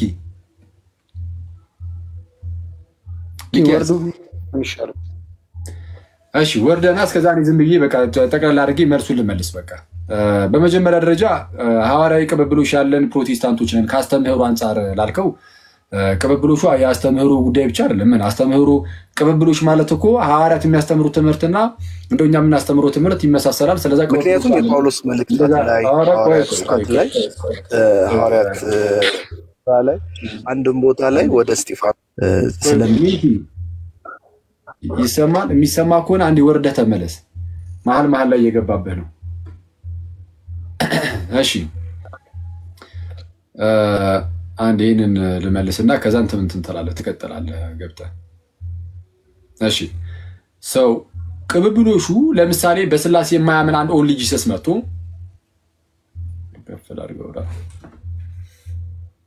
እሺ ቅብብሎሹ ላይ ለምሳሌ አንድ በስላሴ የማያምን ኦንሊ ጂሰስ መጥቶ የሐዋርያትን አስተምህሮ አስቀጥለናል፣ እኛ እንደምናስተምረው ነው ሐዋርያት ያስተማሩት፣ ስላሴ የሚባል ነገር የለም፣ ያው ስላሴ ቃሉ ራሱ የት አለ እንደሚሉት ማለት ነው። ሐዋርያቱም ሥላሴ የሚል ቃል አልተጠቀሙም፣ እኛም አንጠቀምም ምናምን እንደዚህ ብሎ ቢናገሩ ለምሳሌ እነሱ የምርም ሐዋርያዊ ቅብብሎች አላቸው ማለት አይደለም። አንድ ሰው ዝም ብሎ ብድግ እያለ ብቻ ለራሱ ክሌም የሚያደርገው ነገር አይደለም። ሐዋርያዊ ቅብብሎች ምንድነው? ገና ከጅምሩ ቤተክርስቲያን ህብረት ናት እንደምታውቁት። በዛ በህብረት ውስጥ ደግሞ መንጋ አለ፣ እረኞች ደግሞ አሉ። እረኞች ኦቨርሲየሮች፣ ጳጳሳት አሉ። ልክ ቅዱስ ጳውሎስ በሐዋርያት ሥራ ምዕራፍ 20 ቁጥር 28 ላይ እግዚአብሔር በገዛ ደሙ የዋጃትን ቤተክርስቲያንን ተጠብቋት ዘንድ እግዚአብሔር በገዛ ደሙ የዋጃትን ቤተክርስቲያንን ተጠብቋት ዘንድ መንፈስ ቅዱስ እናንተን ጳጳሳት አድርጎ ለሾመበት ለራሳችሁና ለመንጋው ተጠንቀቁ ይላል። መንፈስ ቅዱስ እናንተን ጳጳሳት አድርጎ ለሾመበት ለራሳችሁና ለመንጋው ተጠንቀቁ። ቤተክርስቲያን ሲባል በዚህ ክርስቲያን ውስጥ ራስ የሆነው ጌታችን ኢየሱስ ሲሆን ሁሉም በሁሉ ለሚሞላው ለእርሱ ደግሞ ሙላቱ የተባለችው ቤተክርስቲያን አለች። በዛች ቤተክርስቲያን ውስጥ ደግሞ መንጋ አለ፣ እረኛ አለ፣ ጳጳስ አለ። ጳጳስ የሌለበት ቤተክርስቲያን የለም በታሪክ ውስጥ ማለት ነው። ሁሌም ጳጳሳት አሉ እና መንፈስ ቅዱስ ሁሌም ጳጳሳትን ይሾማልና ሐዋርያዊ ቅብብሎች ሲባል ይህቺ ቤተክርስቲያን ያቺ ክርስቲያን የእግዚአብሔርን እውነታ ይዛለች። የእግዚአብሔርን እውነታ እንደያዘች እስከ ዓለም ፍጻሜ በቅብብሎች ውስጥ ትቀጥላለች። ሐዋርያዊ ቅብብሎች የትምህርት ምናምን ጉዳይ ብቻ አይደለም፣ ህብረቱ እንደ ህብረትም ይቀጥላል ነው። ስለዚህ ጌታ ኢየሱስ ምን አለ? እነሆ እኔ እስከ ዓለም ፍጻሜ ድረስ ሁሉ ጊዜ ከእናንተ ጋር ነኝ። ከትምህርቱ ጋር ነኝ ብቻ አይደለም፣ ከእናንተ ጋር ከሰዎቹ ጋር ከእናንተ ጋር ነኝ። ስለዚህ ሰዎቹ ወይም ቤተክርስቲያን እስከ ዓለም ፍጻሜ ድረስ ትቀጥላለች። እንደዚህ አይነት ህብረት አንድም ፕሮቴስታንት ተነስቶ እኛ እንደዚህ ነን አዎ ከሐዋርያ ጀምሮ ህብረታችን አለ የሚል የለም። ስለዚህ ፕሮቴስታንቲዝም እዚህ ጭራሽ አይገባም። በአስተምህሮ ብቻ እንሂድ፣ በአስተምህሮ እንሂድ ቢባል ራሱ ፕሮቴስታንት ነው ከሐዋርያት ጋር የሚመሳሰለው ላልኩ ሲጀምር የትኛው ፕሮቴስታንት? አንዱ ፕሮቴስታንት ጥምቀት ያድናል ሲል ሌላኛው ፕሮቴስታንት ጋር ሲል ጥምቀት አያድንም ይላል። ድህነት ላይ ነው ያልኩ።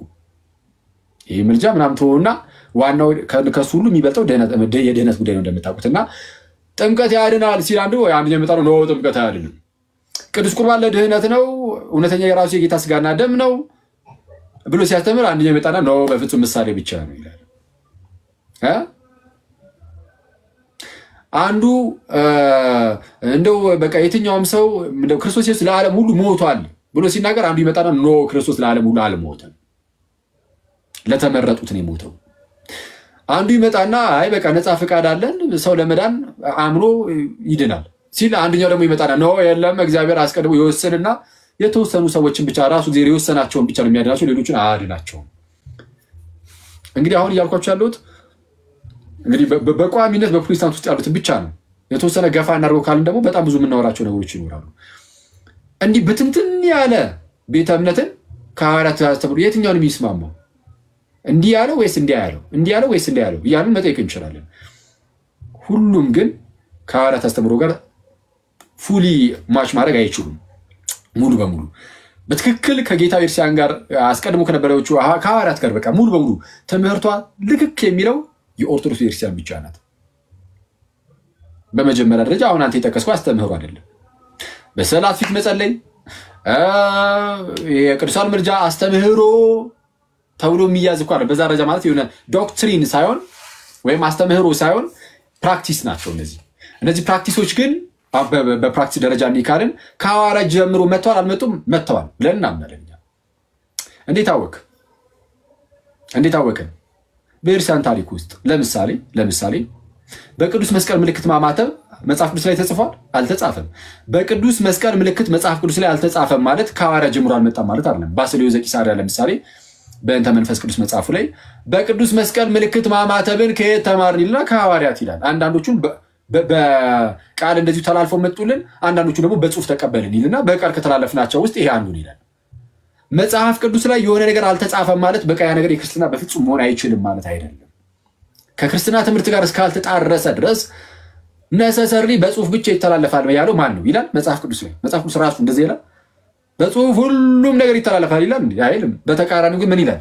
ለምብላችሁ ዮሐንስ ለምሳሌ ሲናገር በመልእክቱ በሁለተኛ መልእክቱ አንዲት ምዕራፍ ነው ያለችው የመጨረሻ ቁጥር ላይ ተመልከቱ። ለምሳሌ ቁጥር 12 ጀምሮ እንድጽፍላችሁ የምፈልገው ብዙ ነገር ሳለኝ አለ። እንድጽፍላችሁ የምፈልገው ብዙ ነገር ሳለኝ በወረቀትና በቀለም ልጽፈው አልወድም። እንዲጻፍ የሚፈልግ በጣም ብዙ ነገር ነበረ፣ ግን በወረቀትና በቀለም ልጽፈው አልወድም። ዳሩ ግን ደስታችሁ ፍጹም እንዲሆን ወደ እናንተ ልመጣ አፍ ለአፍም ልናገራችሁ ተስፋ አደርጋለሁ ይላል። ስለዚህ ሊጻፍ የሚፈልግ በጣም ብዙ ነገር ነው የሚፈልግ ልጽፍላችሁ የምፈልገው ብዙ ነገር ሳለኝ ነው ያለው። ሊጻፍ የሚፈልግ በጣም ብዙ ነገር ነበር ግን አልጻፍም። በቃ እንደዚህ ልጽፍ ስላልወደደ ነው ያልጻፈው። ባይዚ ራሱ ዮሐንስ ስላልወደደ መጽሐፉ በጣም እኮ የሚያስገርመው ዮሐንስ መጽሐፉን ስላልወደደ ብቻ አልጻፈው፣ በቃል ግን አስተማረ። ይሄ እንግዲህ ከመጽሐፍ ቅዱስ ነው ያነበብኩላችሁ። እሺ ተመሳሳይ ነገር እዚሁ አሁንም ዮሐንስ 3ኛ ዮሐንስ መልእክት ላይ ቁጥር 13 ላይ እንዲላል ልጽፍልህ አሁን ደግሞ 3ኛ መልእክቱ ላይ ልጽፍልህ የምፈልገው ብዙ ነገር ነበረኝ፣ ዳሩ ግን በቀለምና በብርዕ ልጽፈው አልወድም። ነገር ግን ወዲያው ላይ ተስፋ አደርጋለሁ፣ አፍ ለአፍም እንነጋገራለን። ሰላም ላንተ ይሁን። ወዳጆች ሰላምታ ያቀርቡልሃል፣ ወዳጆችን በየስማቸው እየጠራ ሰላምታ አቅርብልህ ብሎ ይጨርሳል። ሰው ምን እያለን ነው? በመጀመሪያ ደረጃ መጽሐፍ ቅዱስ የተሰጠን እያንዳንዱ ነገር እንደው ተከትቦ ተጽፎ በቃ አለቀ ሁሉ ነገር ተጻፈ ተብሎ አይደለም። ባይዚ ወደ አምላክ ሲጸልይ በቃ ወደ አምላክ ብቻ ነው የሚጸልየው። እንዲህ አይነት ጸሎት ወደ ቅዱሳን አይደረግም። ወደ ቅዱሳን በቃ ጥያቄ ብቻ ነው የምናቀርበው። ጸልዩልን፣ ለምኑልን። ልክ እኔ እዚህ ጋር ያሉትን ጸልዩልኝ እንደምላቸው ቅዱሳንን ጸልዩልን ልንል እንችላለን። እና እያንዳንዱ ነገር ቀጥታ መጻፍ አይጠበቅበትም። በአስተምህሮ ደረጃ እንሂድ ካልን ግን አስተምህሯችን ጸሎት ሃይማኖት ነው። 5 አዕማደ ምስጢራት ናቸው። እነዚህ ሁሉም በሐዋርያት አስተምህሮት ውስጥ አሉ። ጥምቀት ያድናል ብትል አለ። ቅዱስ ቁርባን የጌታ ስጋና ደም ነው አለ። ለዘላለም ሕይወት ነው የሚል አለ። ራሱ ኢየሱስ ያስተማረው ትንሣኤ ሙታን ነው አለ። ሥላሴ አለ። ስጋዊ አለ። ምንድነው የሌለው? እና በአስተምህሮ ደረጃ ምንም ከኛ ጋር የሚለያይ ምንም ነገር የለም ማለት እኛ ጋር ያለው አስተምህሮ ሐዋርያት ጋር ካለው አስተምህሮ ጋር ምንም አይለያይም። ያነሳው ልምምድ ነው። ልምምዶች ያሁን የምልጃው አለ። ከዛ ውጪ የስዕላት ምናምን ቀስ በቀስ እያደገ ይሄዳል።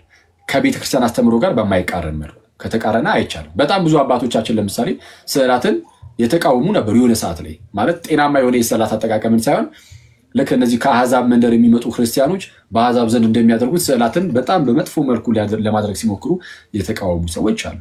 ከዛ ውጪ ግን ከኤርሲያን ትምህርት ጋር እስካልተቃረነ ድረስ ምንም ጤናማ ነው፣ ምንም ችግር የለውም።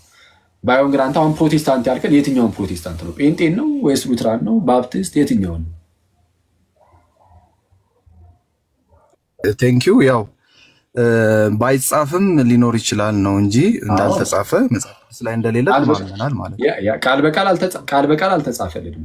ወደ ቅዱሳን ሲጸልዩ የሚያሳይ ቀጥታ ቃል በቃል የለም። ወደ መንፈስ ቅዱስም የለም አለ። ወደ መንፈስ ቅዱስ ለምን መሰለህ? በጣም ወደ መንፈስ ቅዱስ ኦፍ ኮርስ የለም፣ ግን አምላክ ስለሆነ በሚለው ነው። አሁን ወደ አብ ሲጸልዩ አለ የለም? መጽሐፍ ቅዱስ ላይ አለ። ወደ ጌታ ኢየሱስ ሲጸልዩ አለ የለም? ወደ ወልድ አለ። ወደ መንፈስ ቅዱስ የለም። ግን ባይኖርም ግን ከዚህ አንጻር ብለን ማስረዳት እንችላለን። ወደ ቅዱሳንም ልክ እንደዚሁ የለም ቃል በቃል ግን ከዚህ አንጻር ብለን ማስረዳት እንችላለን። ስለዚህ ምንም ተመሳሳይ ደብል ስታንዳርድ ነው የሚሆንብን ራሱ። አሁን ይሄንን ከተቃወምክ እኔም ያንን መቃወም እችላለሁ እንደማለት ነው። እና ከዚህ አንጻር እንመለከት ይገባል። እና በቃ ፕላስ ግን ምንድነው ያነሳሁት መሰለህ አክዬ ቅብብሎሹም ግን በነገራችን ላይ ህብረቱም ጭምር ነው፣ ቤተክርስቲያናዊ ጭምር ነው። እሺ ቅብብሎሹ ህብረቱ እንደ ህብረት እረኛ ያለበት ጳጳስ ያለበት ህብረት ግዴታ ከሐዋርያ ጀምሮ መቀጠል አለበት። የሆነ ሰዓት ላይ ብቅ ብሎ አንድ ሰው የሆነ ህብረትን ካስጀመረ ያ ህብረት ክርስቶሳዊ አይደለም። ለምሳሌ ሉተር የሆነ ህብረትን አስጀምሯል አይደል? ስለዚህ ያ ህብረት ሉተራን እየተባለ ይጠራል እንጂ ክርስቶሳውያን እየተባሉ አሁን ክርስቶሳዊ ሊሆን አይችልም ያ ህብረቱ። ምክንያቱም ህብረቱ እንደ ህብረት የተጀመረው በኢየሱስ አይደለም በሆነ ግለሰብ ነው። እና በክርስቶስ የተመሰረተው ያ ህብረት ከጥንት ጀምሮ ግዴታ መምጣት አለበት፣ አሊያ ግን አይሆንም። እና ቅብብሎሹ እሱን ያጠቃልላል። በቃ ወደ ስዕልም እንደዛው የጸለየ የለም ማለት ከ300 ወደ ስዕል እኛም አንጸልይም እንደመታደል ወይም ለቅዱሳት ስዕል የጸለየ እንዳለመታደል ነበረ። አይ ኖ የለም አላልኩም። በነገራችን ላይ በሐዋርያት ሰዓትም የለም አላልኩም እኮ አልተጻፈም ነው። አልተጻፈም ማለት የለም ማለት አይደለም። ይሄ ምን አይነት ፋላሲ መሰለን? አንዱ እርፍ አንዴ ቆይ አርጊውመንት ፍሮም ሳይለንስ የሚባል ነገር አለና ካልተጻፈ በቃ ባይኖር ነው እምነቱ አይነት ነገር ማለት ነው። አርጊውመንት ፍሮም ሳይለንስ ካልተጻፈ በቃ እንደዚህ አይነት ነገር ጭራሽ ተደርጎ ባያቀም ኖ አይደለም። አልተጻፈም ማለት ተደርጎ አያቀም ማለት አይደለም። ስለዚህ አሁን ወደ ቅዱሳን ሲጸልዩ የሚያሳይ ቀጥታ ማለት ነው።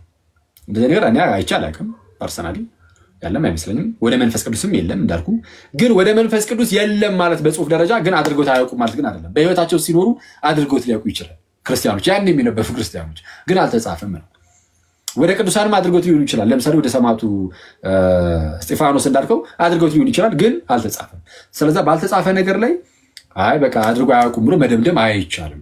የስዕላት ጉዳይ ካታኮምቦችን ማየት ይቻላል። በጣም ጥንታዊያን ካታኮምቦች ውስጥ ምናምን የስዕል ቅርጾች አሉ፣ ስዕላት አሉ። ኤክቴስ አለ አይደል? የአሳ ቅርጽ ማለት ነው። አዎ ኤክቴስ አለ ምናምን፣ ሌሎችም እንደዚህ አይነት ስዕላት ምናምን ካታኮምቦች ውስጥ ተገኝተዋል። አሁን አርኪኦሎጂካል ኤቪደንሶችም እንዳሉ ይነገራል። ሰው እንደዚህ አይነት ነገሮች አሉ እና ሲቀጥል ምንም ቤተ መቅደስ ውስጥ ለመግባት ካልተሸማቀቁ ሐዋርያቱ ማለት ነው ወይስ ገብተው የሚታይ ነገሮችን ሁሉ አስወግዱ ሲሉ ነበረ እና ኤኒዌይስ እንደዛ ነው። እሺ ሚኪ ወይ አቤት ዲያቆኔ ላታመልጭኝ አታሯሩጭኝ ያለ ሰውዬ ትእዛዝ ባልከኝ እና ኧረ በጊዜ ተመለስ፣ የምር ተጠመቅ። በውስጥ አውሮ በደንብ እዚህ ጋር አሁን ከሰው ፊት እሺ ስለማይል ትላለህ። አይ ግን የምትቀራረበው ከሆነ አውሮ ፕሊዝ እንዴ አውሩ እንጂ። አስታወስኩት መሰለኝ እኔ ራሱ እንዴ እኔ አሁን እኔ ፕሮፌሽናል ነበር ይመስለኝ። በደንብ ነው የምታስታውሰው ክርስቶፎሮስ ምንም የምንተዋወቀውና ብዙ ጊዜ ጥያቄዎችን ይጠይቃል እና መልስም አሜን ብሎ እሺ ብሎ ይወጣል። ግን ነገ መጥቶ ይጠይቃል። ግን ጠይቅ ጥሩ ነው ይጠይቅ ጠልይለት ምናምን ከዛ ውጪ ያውሩ በውስጥ ሮማን ፋላሲ የተሰራበት አንድ ነገር አለ። ፋላሲ ውስጥ ደግሞ ማለት ወደ ሲል ጸልያል የሚል ነገር ነው። ወደ ሲል አይደለም እንጸልዩ እባካችሁ። ወደ ቅዱሳንም ራሱ ቅዱሳንን እንጠይቃለን። መጠየቅና ለቅዱሳን መጠየቅና ወደ እግዚአብሔር መጸለይ እሱም ሁለት አይነት ዲፈረንስ እንትን አለውና ሮማን ፋላሲ አትስሩ። ያ ስዕል አይደለም መልስ የሚሰጠኝ ወይም ደግሞ የስዕሉ ባለቤት ነው። ወደዛ ነው ጥያቄ የምናቀርበው ነው እንጂ ስዕሉን አይደለም። እንዳትረሱ ይሄንን ነገርና እንደዛ እንዲሆነሽ ቀጥል በቃ። እሺ ቴንክ ዩ ሚኪ። እሺ እናመሰግናለን። እሺ ኒው 12 የሚል አለ። እሺ ማን አንዳችሁ ተቀበሉት። እሺ ሰላም ነው ይመስላል። ኒው ዋንቱ እንኳን ደህና መጣህ። ሁላችንም በድጋሚ ሰላም ብያለሁ። ኒው ዋንቱ እኔ ቤት በደንብ እንተዋወቃለን። አይ ቲንክ የተቆራረጡት ከሆነ አላውቅም። ይሰማል ነው ዲያቆን? ይሰማል። በሉ ይሄዱበት እንግዲህ የሚተዋወቁት ከሆነ። አዎ እሺ። አይ እንትን ነው አዋራው እስኪ ምናልባት ጥምቀትን ይቀበላል ቅዱስ ሥጋና ክቡር ደሙን እንዴት ነው? ባለፈው ኒው ዋንቱ እሱን የተቀበለ ይመስለኛል። ስራ ላይ እስኪ ምናልባት ጥያቄ ካለህ ወይ እዛ ላይ ጠይቀውና ዲያቆን ወይም ደግሞ አኬ ብቻ ቀጥሉ። ሌሎቻችሁም ዲያቆንና ቲም ካለ እኔ ጋር ብዙ ስላወራን አውሩት። እሺ ሰላም ላንተ ይሁን ወንድሜ። እሺ ቀጥል። እሺ አውሩት አንዳችሁ ናቱ ወይ መመኩ ወይ ቶኒ ወይ ዮኒ አንዳችሁ ከአራት አንዳችሁ ዮኒ ቀጥል እስቲ።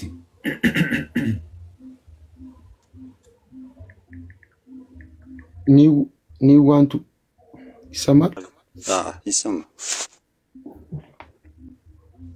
እሺ ያው ርዕሱን ሰምተው ነው ወይስ ጥያቄ ልጠይቅ? አይ ክርስቶፎሮስ ነው እንትን ያደረገኝ እና ጥያቄ ከሆነ ብዙም ጠይቀዋለሁ። ግን ኦኬ ምንድን ነው በርዕሱ ነው ወይስ ይቀጥል? በርዕሱ መልካም ስራ ላይ ኦኬ ምን ነበር እሱ?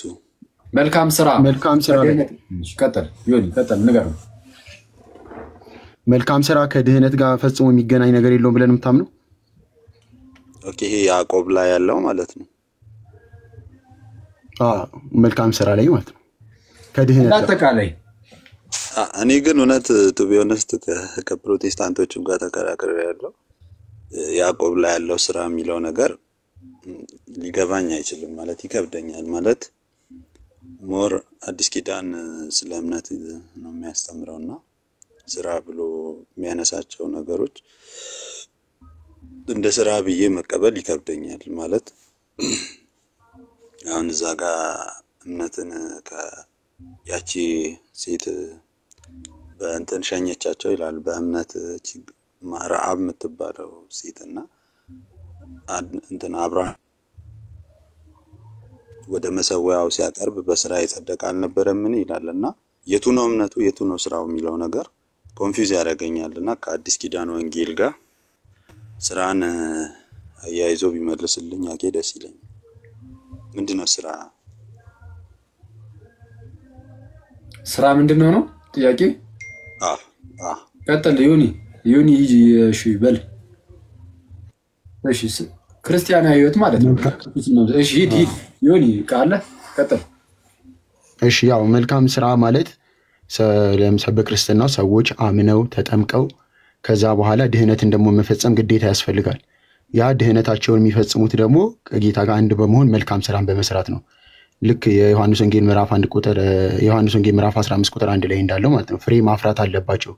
ከክርስቶስ ጋር ስንኖር ፍሬ ማፍራት አለብን። ግንዱ አለ፣ ግንዱ ላይ ተጣብቀን እኛ ደግሞ ፍሬ እያፈራን መኖር አለብን። ያ መልካም ክርስቲያናዊ መልካም ህይወት ማለት ነው። ያ መልካም ህይወት ሲኖረን ያ ፍሬ እያፈራን እንሄዳለን። ያ ክርስቲያናዊ ህይወት ይባላል። ያ ነው ስራ የምንለው።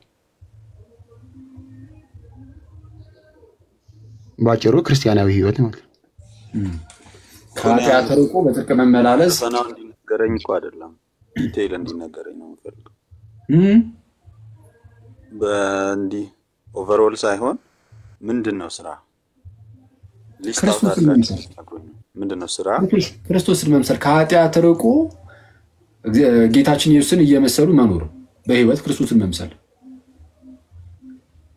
ለምሳሌ ምንድናቸው እነዚህ መልካም ነገሮች ከሆኑ መልካም የሚባሉ ነገሮች ሁሉ ለምሳሌ ጌታችን ኢየሱስ ያበላ ያጠጣ ምናምን ካለ በፍቅር ተነሳስተ ማብላት ማጠጣት እስረኛን መጠየቅ ምንም ይሄን ሁሉ ነገር ያማከለ የተራራውን ስብከት ተመልከተው ምዕራፍ 5 ምዕራፍ 6 ምዕራፍ 7 ጌታችን እንዲያርጉ ይላል አይደል? እነሱ ሁሉ ያካተተ ምንድነው መልካም ፍሬን የማያፈራ ቢኖር ይቆረጣል ብሎ አልነበረ? ዮሐንስ ወንጌል ምዕራፍ 15 ላይ መልካም ፍሬ ምንድነው የሚለውን ነገር ለመመልከት ከሞከረን መጥምቁ ዮሐንስ ፍሬን አፉ እያለ ይናገርና ምንድነው እስቲ ምን እናፍራስ ተብሎ ሲጠየቅ ሁለት ልብስ ያለው አንዱን ይስጥ እያለ ሲናገር አይተናል። ስለዚህ እንደነዚህ ነገሮችን ሁሉ ይመለከታል። ግን እንደነዚህ ነገሮች የሚደረጉት በፍቅር ነው። በፍቅር ከፍቅር በመነጨ መልኩ እንደነዚህ ነገሮች ይደረጋሉ እና ሌሎችም ነገሮች እና ቀጥታ ክርስቶስ ኢየሱስን መስሎ መኖር። ኦኬ እኔ ይሄን አልቀበልም። የማልቀበልበት ሪዝን እሺ መልካም ፍሬና ስራ ይለያያል ብዬ ነው ማስበው። ይሄ የመንፈስ ፍሬ የተባሉ እና ይሄ ስራ የተባለው ነገር አንድ አይደለም ብዬ ነው ማስበው። ምንድነው ፍሬ የሚባለው? የመንፈስ ፍሬ ይሄ ትዕግስት፣ ቸርነት፣ በጎነት፣ ርህራሄ ምናምን የተባሉ ነገሮች ዮሐንስ ወንጌል ላይ ፍሬ የተባለው ምንድነው? ዮሐንስ ወንጌል ምዕራፍ 15 ላይ ችግር የለም። እሱም በነገራችን ላይ ቆይ ምንድነው ገላትያ ላይ ያለውን ነው አሁን አንተ ገላትያ ላይ ያለውም ጥሩ ነው። እሱንም መጨመር ትችላለህ። ነጥዬ እሷ ብቻ ናት ሌላ ነገር ግን እንዳይጨመር ማለት ግን አትችልም ነው። ለምሳሌ ዮሐንስ ወንጌል ምዕራፍ 15 ላይ ፍሬ ተብሎ የተገለጸው ምንድነው? ፍሬ መልካም ፍሬ የተባለው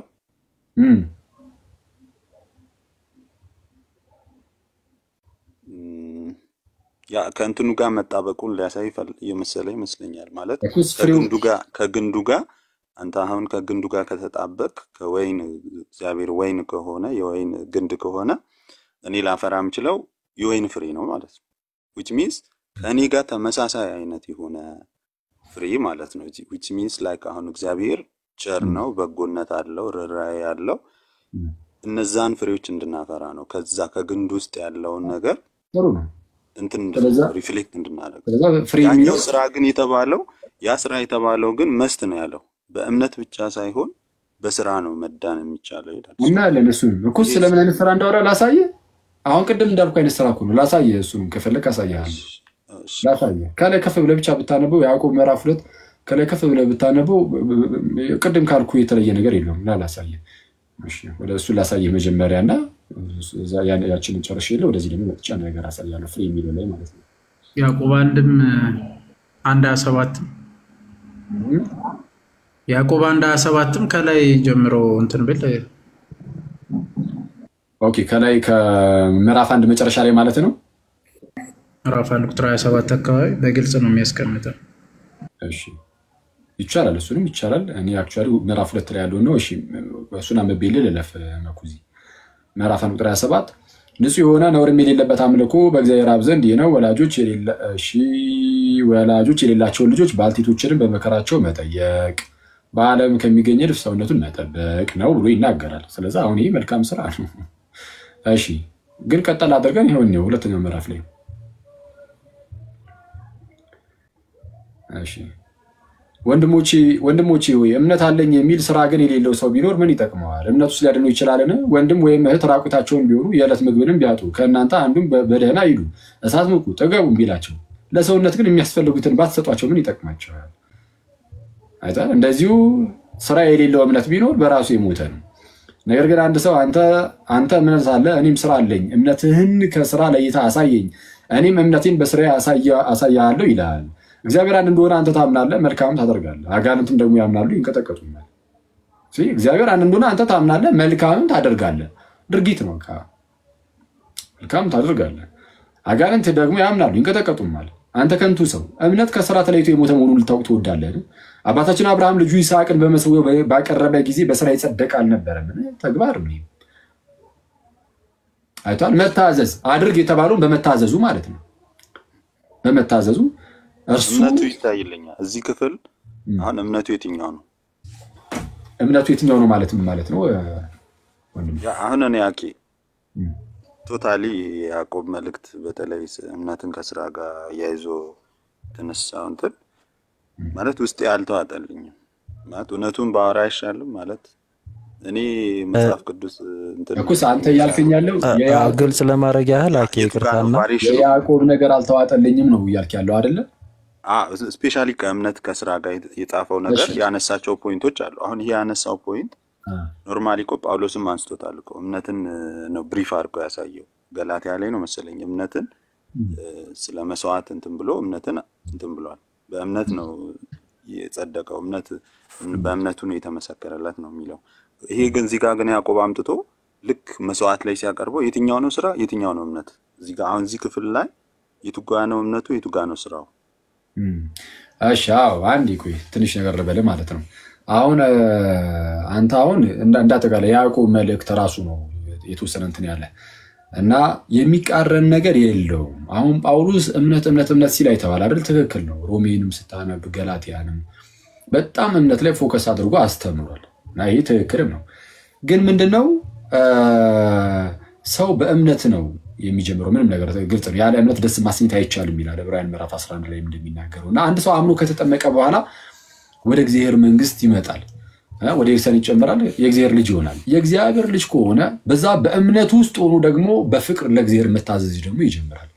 አይተዋል። አሁን ማን ነው ጳውሎስ ማንም እንዳይመካ ከስራ አይደለም ብሎ ሲናገር አስቀድሞ ስለነበረው ስራ ነው። ከእምነት በፊት ስለነበረው ሳታም በፊት የነበረው ስራ እሱ ከሱ አይደለም። እንዲሁ እግዚአብሔር አይቶን ወዶን ነው እንዲሁ በጸጋ ይዳል ነው። እሺ ያለ ስራ አስቀድመን ሰው አንድ ጊዜ ከዳንን በኋላ ግን ወይም ድህነትን ከጀመርነው በኋላ ግን የድህነት መንገድ ውስጥ ከገባን በኋላ ሰው በእምነት ሆኖ እግዚአብሔርን ይታዘዛል። በፍቅር ሆኖ መልካምን እየሰራ እያደረገ ይኖራል። ያዕቆብ እያወራ ያለው አሁን ስለዚህኛው ነው፣ ከእምነት በኋላ ስለሚመጣው እንጂ ከእምነት በፊት ስላለው አይደለም። ጳውሎስ እዛ ጋር ያወገዘው ከእምነት በፊት ስላ ያለውን ስራ ነው። ወይም ደግሞ አንዳንድ ጊዜ ደግሞ የህግ ስራዎችን ይሄ መገረዙ ምናምን እሱም ደግሞ እያነሳ ያወግዛል። ቅዱስ ያዕቆብ ግን ያነሳው እዚህ ጋር የትኛውን ነው? ከእምነት በኋላ የሚመጣውን ስራ ነው። ከእምነት በኋላ ያለው ስራ እሱ አንዴ ወደ ብርሃን ከሞት ወደ ህይወት ከመጣ በኋላ ወይም ደግሞ ከድንግዝግዝ ጨለማ ወደሚደንቀው ብርሃን ከመጣ በኋላ በዛ በብርሃኑ መመላለስ ማለት ነው። እሺ በጨለማ ውስጥ የነበረው ያ ሰውዬ ወደ ብርሃን ይመጣል። ወደ ብርሃን ሲመጣ ያለምንም መልካም ስራ በመልካም ስራ ወደ ብርሃን ይመጣ የለም ከኛ ውስጥ። ከጨለማ ወደ ብርሃን የመጣ ነው እንዲሁ በጸጋው ነው። ወደ ብርሃን የመጣ ነው ግን በብርሃኑ እንድንመላለስ ነው። ወደ አዲስ ህይወት የመጣ ነው በአዲስ ህይወቱ እንድንመላለስ እንጂ ወደ አዲስ ቤት መተን ደግሞ በአሮጌ ሕይወት ተመላለሱ የሚባል ነገር አይቻልም። አሁን ቅዱስ ጳውሎስ እየተናገረ ያለው ወደ ብርሃን ሳንመጣ በፊት በጨለማ ውስጥ ሆነን በጨለማ ውስጥ ያለ ሰው በብርሃን ሊመላለስ አይችልም። ስለዛ ነው ምንም እናንተ አቅም የላችሁም ነው፣ በጨለማ ውስጥ ናችሁ ኦልሬዲ። ስለዚህ በብርሃኑ ለመመላለስ አስቀድሞ ወደ ብርሃን መምጣት አለብን። ስለዛ ያለ ስራ ወደ ብርሃን መጣን። ወደ ብርሃን ከመጣን በኋላ ደግሞ በብርሃኑ እየተመላለስን ድህነታችንን እንፈጽማለን። እንደታዘዝን ሆነን ልክ ፊልጵስዩስ ምዕራፍ 2 ቁጥር 12 ላይ እንደታዘዛችሁ ሆናችሁ የራሳችሁን መዳን ፈጽሙ እንዲል ለክ ይህንን ያዝና ቅዱስ ያዕቆብ እያወራ ያለው ስለ የትኛው ነው አልኩ? ወደ ብርሃን የመጣ ሰው ስለሚሰራው ስራ ስለሱ የተናገረው እሱ ድህነት መፈጸም ይባላል። ይህን ለማወቅ ደግሞ ምን ይላል መሰለህ? ቀጥታ አርጉዛው ጋር ለምን አንተ ከንቱ ሰው እምነት ከስራ ተለይቶ የሞተ መሆኑን ልታውቅ ትወዳለህን? አባታችን አብርሃም ልጁ ይስሐቅን በመሰዊያ ባቀረበ ጊዜ በስራ ይጸደቅ አልነበረምን? አብርሃም በእምነት ሆኖ ከወጣ በኋላ ነው ሲታዘዝ ያ ስራው ጽድቅ ሆኖ ተቆጠረለት የተባለው እንጂ ከእምነት በፊት የሆነው አይደለም። ስለዛስ ምን ይላል? እምነት ከስራው ጋር አብሮ ያደርግ እንደነበር በስራም እምነት እንደተፈጸመ ትመለከታለህን አለ። በስራ ምን ተፈጸመ? እምነት በስራ የሚፈጸም ከሆነ አስቀድሞ ያለው እምነት ነው። ከዛ በኋላ ያ እምነት በስራ ደግሞ ይፈጸማል። በስራ እምነት አይደለም ማነው? በእምነት ስራ አይደለም የተፈጸመው። በስራ ጀምረ በእምነት ፈጸምክ ሳይሆን በእምነት ነው የምትጀምረው። ጻድቅ በእምነት ይኖራል እንደሚለው በእምነት ነው የምትቀጥለው። እርግጥ ነው ግን ያ እምነት ግን ፍሬ የሚያፈራ መሆን አለበት። ገላትያ ምዕራፍ 5 ላይ ምን ብሎ እንደተናገረው ቁጥር 4 ላይ በፍቅር ሆኖ የሚሰራ እምነት እንጂ መገረዝ ወይም አለመገረዝ አይጠቅምም ይላል። በፍቅር ሆኖ የሚሰራ እምነት። ስለዛ የሚሰራ እምነት ነው ያለው። ስለዛ ከእምነት በኋላ ስላለው ስራ እየተናገረ ነው ቅዱስ ያዕቆብ። እሺ እንቀጥል። ቆይ ይቅርታ እንዴ እሺ እምነት ከስራው ጋር አብሮ ያደርግ እንደነበረ በስራም እምነት እንደተፈጸመ ትመለከታለን። መጽሐፍም አለ አብርሃምም እግዚአብሔርን አመነ ጽድቅም ሆኖ ተቆጠረለት ያለው ተፈጸመ፣ የእግዚአብሔርም ወዳጅ ተባለ። ልክ የእግዚአብሔር ወዳጅ የተባለው ፕላስ ደግሞ አብርሃምም አመነ ጽድቅም ሆኖ ተቆጠረለት የሚለው ቃል የተፈጸመው መቼ ነው? ሲሰራ። ባትሰራ ግን አሁን እኮ እምነታችን ጽድቅ ሆኖ ተቆጥሮልናል፣ ግን አይፈጸምም። ስራ የሌለው ሰው አይፈጸምለትም ነው። አዎ ጳውሎስ እንዳለው በቃ በእምነታችን ያመነው እምነት ጽድቅ ሆኖ ተቆጥሮልናል። ይህንን ነገር አሁን ያዕቆብ አይቃወምም። አዎ ጽድቅ ሆኖ ተቆጥሮላል፣ ግን መፈጸም አለበት። እሱ ደግሞ ጳውሎስም ብሏል እያንዳንዳችሁ መዳናችሁን ፈጽሙ ብሏል። ስለዚህ የሚፈጸም ነው። እንደታዛችሁ ናችኋል። ስለዚህ እሱ በህይወት ነው የሚፈጸመው። ያዕቆብ የሚያወራው ስለ እንደዚህ አይነት ህይወት ነው። ስለዚህ ምን አለ? መጽሐፍም አብርሃምም እግዚአብሔርን አመነ ጽድቅም ሆኖ ተቆጠረለት ያለው ተፈጸመ፣ የእግዚአብሔርም ወዳጅ ተባለ። ሰው በእምነት ብቻ ሳይሆን በስራ እንዲጸድቅ ታያላችሁ። ሰው በእምነት ብቻ ሳይሆን በስራ እንዲጸድቅ ታያላችሁ። ሚኒንግ ሰው በእምነት ስላመነ ብቻ ነው አይደለም፣ መስራት አለበት። አምናችሁ ፈዛችሁ አትቀመጡ እኮ ነው እያለ ያለው ባጭሩ። ካመናችሁ በኋላ ፈዛችሁ አትቀመጡ። ይህንን ባይዜ ጳውሎስ መራሱ የሚለዋል እኮ ከዚህ ጋር በጣም እንደው አይደንቲካል የሆነ ንግግር አለ። ያው ገላትያ ላይ ምዕራፍ 6 ከቁጥር 7 ጀምሮ አሁን ቅድም ስለው ነበረ አትሳቱ እግዚአብሔር አይዘበትበትም። አትሳቱ እግዚአብሔር አይዘበትበትም። ሰው የሚዘራውን ሁሉ ያንኑ ደግሞ ያጭዳልና። ሰው የሚያጭደው የሚዘራውን ነው። በምድር ላይ ያለን የምንዘራውን ነው ያን ሄደን የምናጭደው። እንደዛ ነው ያለው። ስላመንክ ብቻ ዝም ብለህ ትገባለህ ሳይሆን ሰው የሚዘራውን ያንኑ ያጭዳል። አትሳቱ እግዚአብሔር አይዘበትበትም። ጋይስ እግዚአብሔር አይዘበትበትም። የምንዘራውን ያንኑ ነው የምናጭደው። ከዛን እንደዛ ይልና በገዛ ስጋው የሚዘራ ይላል። ሚኒንግ የስጋ ፈቃድን እየፈጸመ የሚኖር ማለት ነው። በገዛ ስጋው የሚዘራ ከስጋ መበስበስን ያጭዳል። ምን ያጭዳል? መበስበስን ሚኒንግ የዘላለም ሞትን። በመንፈስ ግን የሚዘራ የመንፈስ ፈቃድን የሚፈጽም ከመንፈስ የዘላለም ሕይወትን ያጭዳል። የዘላለም ሕይወት ይታጨዳል። አዎ ቃሉ አለ። ምን እናደርገው? የዘላለም ሕይወት ይታጨዳል አይታጨድም? ይታጨዳል። የምታጭደው ደግሞ የምትዘራው ነው ተብሏል። ስለዚህ ለዘላለም ሕይወት አንተ የሆነ ማድረግ ያለብህ ነገር ይሄው አለ። ምንድነው ከተባለ ገና ከጅምሩ እንደው ብርግ ብዬ የዘላለም ሕይወትን ሊሻመት ማለት አትችልም። እሱ አቅሙ የለንም። አቅሙ ስለሌለም ጌታ ለዚህ ክብር አብቅቶናል። እንዳንነጠቅ ግን መፈጸም አለብን። ያንን የተሰጠንን ነገር ይዘን እስከ መጨረሻው መጽናት አለብን። በህይወታችን ክርስቶስን መከተል አለብን። ጌታን መከተል በህይወት ነው። ሰው የዘላለምን ህይወት ያጭዳል አለና እንዴት ነው በምን መልኩ የሚለውን ለማስረዳት ግን ቀጣዩ ጥቅስ ይዩት። ባንዝልም በጊዜው እናጭዳለንና መልካም ስራን ለመስራት አንታክትም። እንግዲያስ ጊዜ ካገኘን ዘንድ ለሰው ሁሉ ይልቁንም ለሃይማኖት ቤተሰቦች መልካም እናድርግ አለ። አሁን ያዕቆብ አይደል? ያዕቆብ ነው የሚመስለው። አሁን ይሄን ንግግሩ ስታዩት እንዴ አረ ያዕቆብ ነው የምትሉ አረ ይመስላል፣ ግን አይደለም። ጳውሎስ ራሱ እንደዚህ በጣም ብዙ ቦታዎች ላይ እንዲህ ያለ ነገር ይጽፋል። በጣም በርካታ ቦታዎች ላይ አሁን ሌላ ተጨማሪ ከፈለገ ሮሜ ላይ ነው። ሮሜና ገላትያ ብዙ ጊዜ ለዚህ ነገር የሚጠቀሰው። እሺ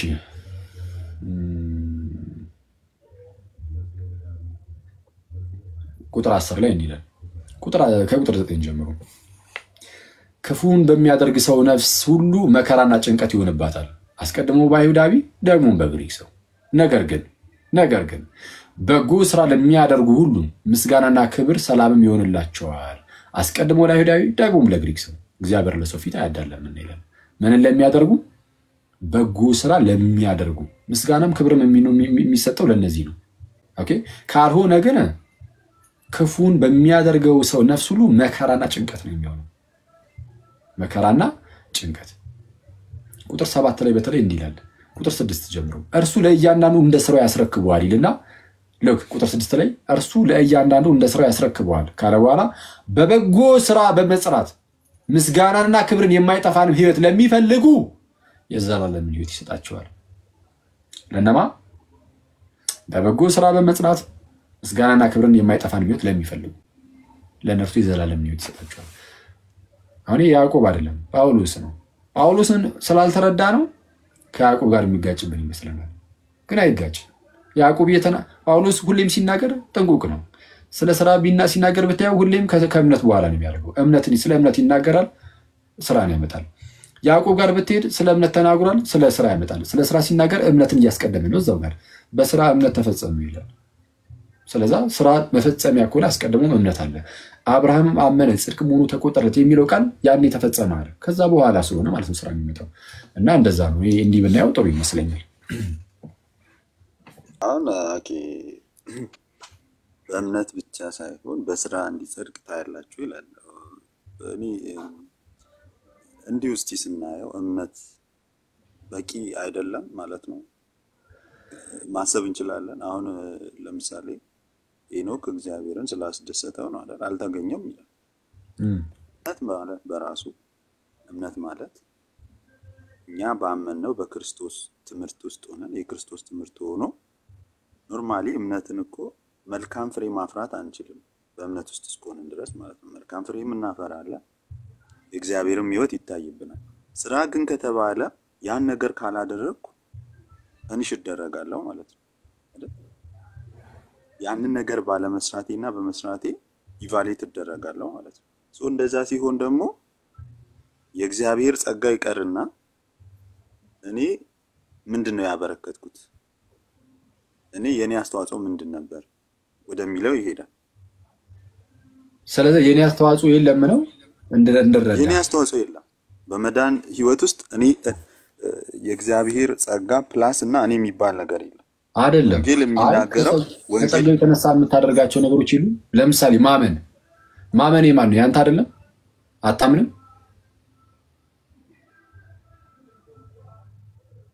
እግዚአብሔርን የሚያምንልህ እሱንም ማለት እንጂ አንተ አታምንም። በነፃ ፈቃድን ተጠቅመህ ለመዳን ስትል ታምናለህ ወይስ እምነቱንም እግዚአብሔር ነው የሚያምንልህ? አቤት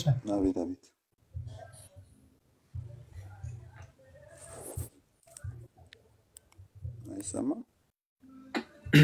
እያወራህ ነው ወንድሜ? እያወራሁ ነው። ታምናለህ አታምንም? ማመኑን እግዚአብሔር ነው የሚያምንልህ ወይስ አንተ ታምናለህ? እግዚአብሔር ስቦኝ ነው ብዬ ነው ማለት እኮ። አሁን እግዚአብሔር ያምንልሃል ወይስ አንተ ታምናለህ? እግዚአብሔር እኔን እንዳምን አድርጎኝ ነው። which is አንተ ታምናለህ ወይስ እግዚአብሔር ነው የሚያምንልህ?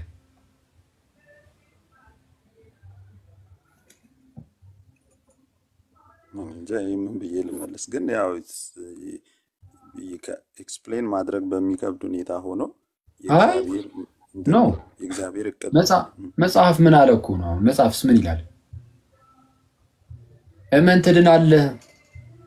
ለምሳሌ የወህኒ ቤቱን ሰውዬ በጌታ በኢየሱስ እመን አንተና ቤተሰቦች ትድናላችሁ ተባለ። ስለዚህ አምኗል ሰውዬው። አይ አላምንም ቢል አይድንም። አሻ አምናለሁ በማለቱ ግን ድናል።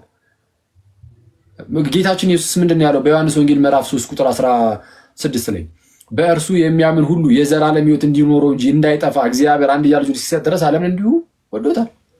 በእርሱ የሚያምኑ እንዲድኑ፣ የማያምን አይድንም። ለመዳን ማመን አለበት። ሰውየው ከሰውየው የሚጠበቅ የለም። ማመን አይጠበቅም። አሁንም እኮ የሚከብድ ነው ያልኩበት ላይክ ሀሳብ ሳይገባኝ ቀርቶ ሳይሆን አንዳንድ ሰዎች ተአምራት አይተው አሁን ለምሳሌ በሙሴ ዘመን ከግብፅ ወጥተው ተአምራቶችን ያዩ ናቸው። ባህር ሲከፈል ያዩ ናቸው። እግዚአብሔር ድምፁን በተግባር ይሰሙ ናቸው። አረ ከዚህ ሁሉ ተአምር ይሄ ሁሉ ተአምር እግዚአብሔር ሲመራቸው ምን ተአምርን አይተዋል? ሰው ምንድነው አልገባኝም። ለምን ወጣ? ትንሽ ወደ ካልቪኒስት ይሄዳል መሰለኝ። አይወጣ ጥሩ ነበረ። አይ እንትን ገና እሺ ወይስ ብቻ ግን ከኛ የሚያስፈልግ ነገር አለ። አሁን ከእግዚአብሔር ሳይድ አንኮንዲሽናል ነው። እግዚአብሔር ለኛ ያለው ፍቅር ምንም በምንም ነገር ላይ የተመሰረተ አይደለም። እንዲሁ ነው የወደደን፣ እንዲሁ ነው የሚለው መጽሐፍም በቃ እንዲሁ ዓለምን ወዶታል ተባለ። ከኛ ሳይድ ኮንዲሽናል የሆነ ነገር አለ። ካመንክ ትድናለህ፣ ካላመንክ አትድንም። አየህ ኮንዲሽናል ነው። ስለዚህ ከኛ የሚያስፈልግ ነገር አለ። ማመን፣ አምኖ መጠመቅ፣ ከቅዱስ ሚስጥር እየተሳተፉ ከዛ ክርስቶስን በመምሰል ውስጥ መኖር። ይሄ ደግሞ ድህነትን ለመፈጸም ነው እና እንደዛ ነው። ያ ኦኬ ከሉተር ነው ወይ አልኩኝ እኮ የልጁ የዘረረገው ከሉተር ነው ወይ አልኩኝ። እንትን ያዕቆብ ላይ ትንሽ ከበድ ይላል። ባለፈውም በነገራችን ላይ እኔ ቤት ባለፈውም እንደዛ ብየዋለሁ እና ያው ምስኪን ነው መማር ግን የሚችል ወንድም ይመስለኛል። መረዳት ከቻለ ችግር የለውም። እስቲ መለስ ብሎ ያያቸውና ችግር የለውም። ሌላ ጊዜ ደግሞ እንትለ መተጋገዝ እንችላለን። ምንም ችግር የለም። ግን ያሁን የቅዱስ ያዕቆብ ግን ከመጽሐፍ ቅዱስ አንፃር ያጠራጠረኛል አይነት ነገር እሱ አስቸጋሪ ይመስላል። እሺ ሌላ ማን አለ? አብርሽ አለ። ማኛ ሰው ነው አብርሽ ያንተ በቃ ፕሮቴስታንቶቹ እንዳለ ታውቃቸዋለህ። እኛ እኮ ማውራት አቁመን እኮ በቃ የሚመጡትን ሁሉ ጠፍቼ ነው እንጂ ብታይ ትላለህ። ስም ሁሉ ሸምርጃለሁ እንዴ ረሳኝ ምናምን ዘራፍ ይላሉ እኮ እንደው ብታይ። አሪፍ ነው። በቃ አብርሽንና ሳሚን ብቻ እንቀበልና እንጨርስ ጋይስ። ትንሽ አረፍ አንታምሽን። እሺ አብርሽ አለ የለህም መሰለኝ። እሺ እስከዛ ሳሚ ሰላም ላንተ ይሁን። እንኳን ደህና መጣ። ተቀበል እስቲ ናት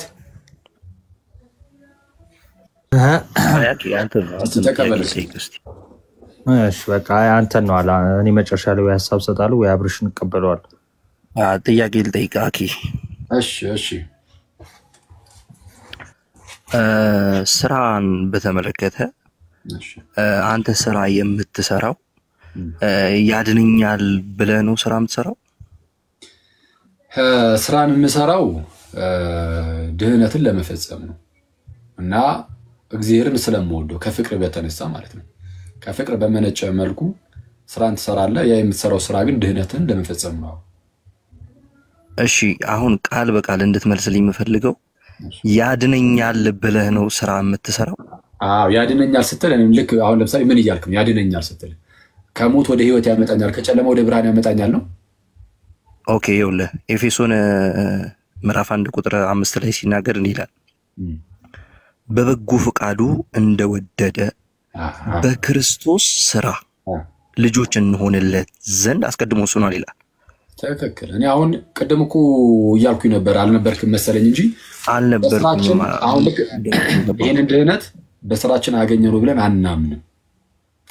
ወደ እግዚአብሔር ልጅነት የመጣ ነው፣ ከሞት ወደ ህይወት የመጣ ነው፣ ከጨለማ ወደ ብርሃን የመጣ ነው፣ በስራችን አይደለም። ቆርኔሌዎስን ተመልክተው። ቆርኔሌዎስ ሐዋርያት ሥራ ምዕራፍ 10 ላይ ምጽዋት የሚሰጥ እግዚአብሔርን የሚያመልክ አይነት ሰው ነበረ፣ ግን ገና አላመነም።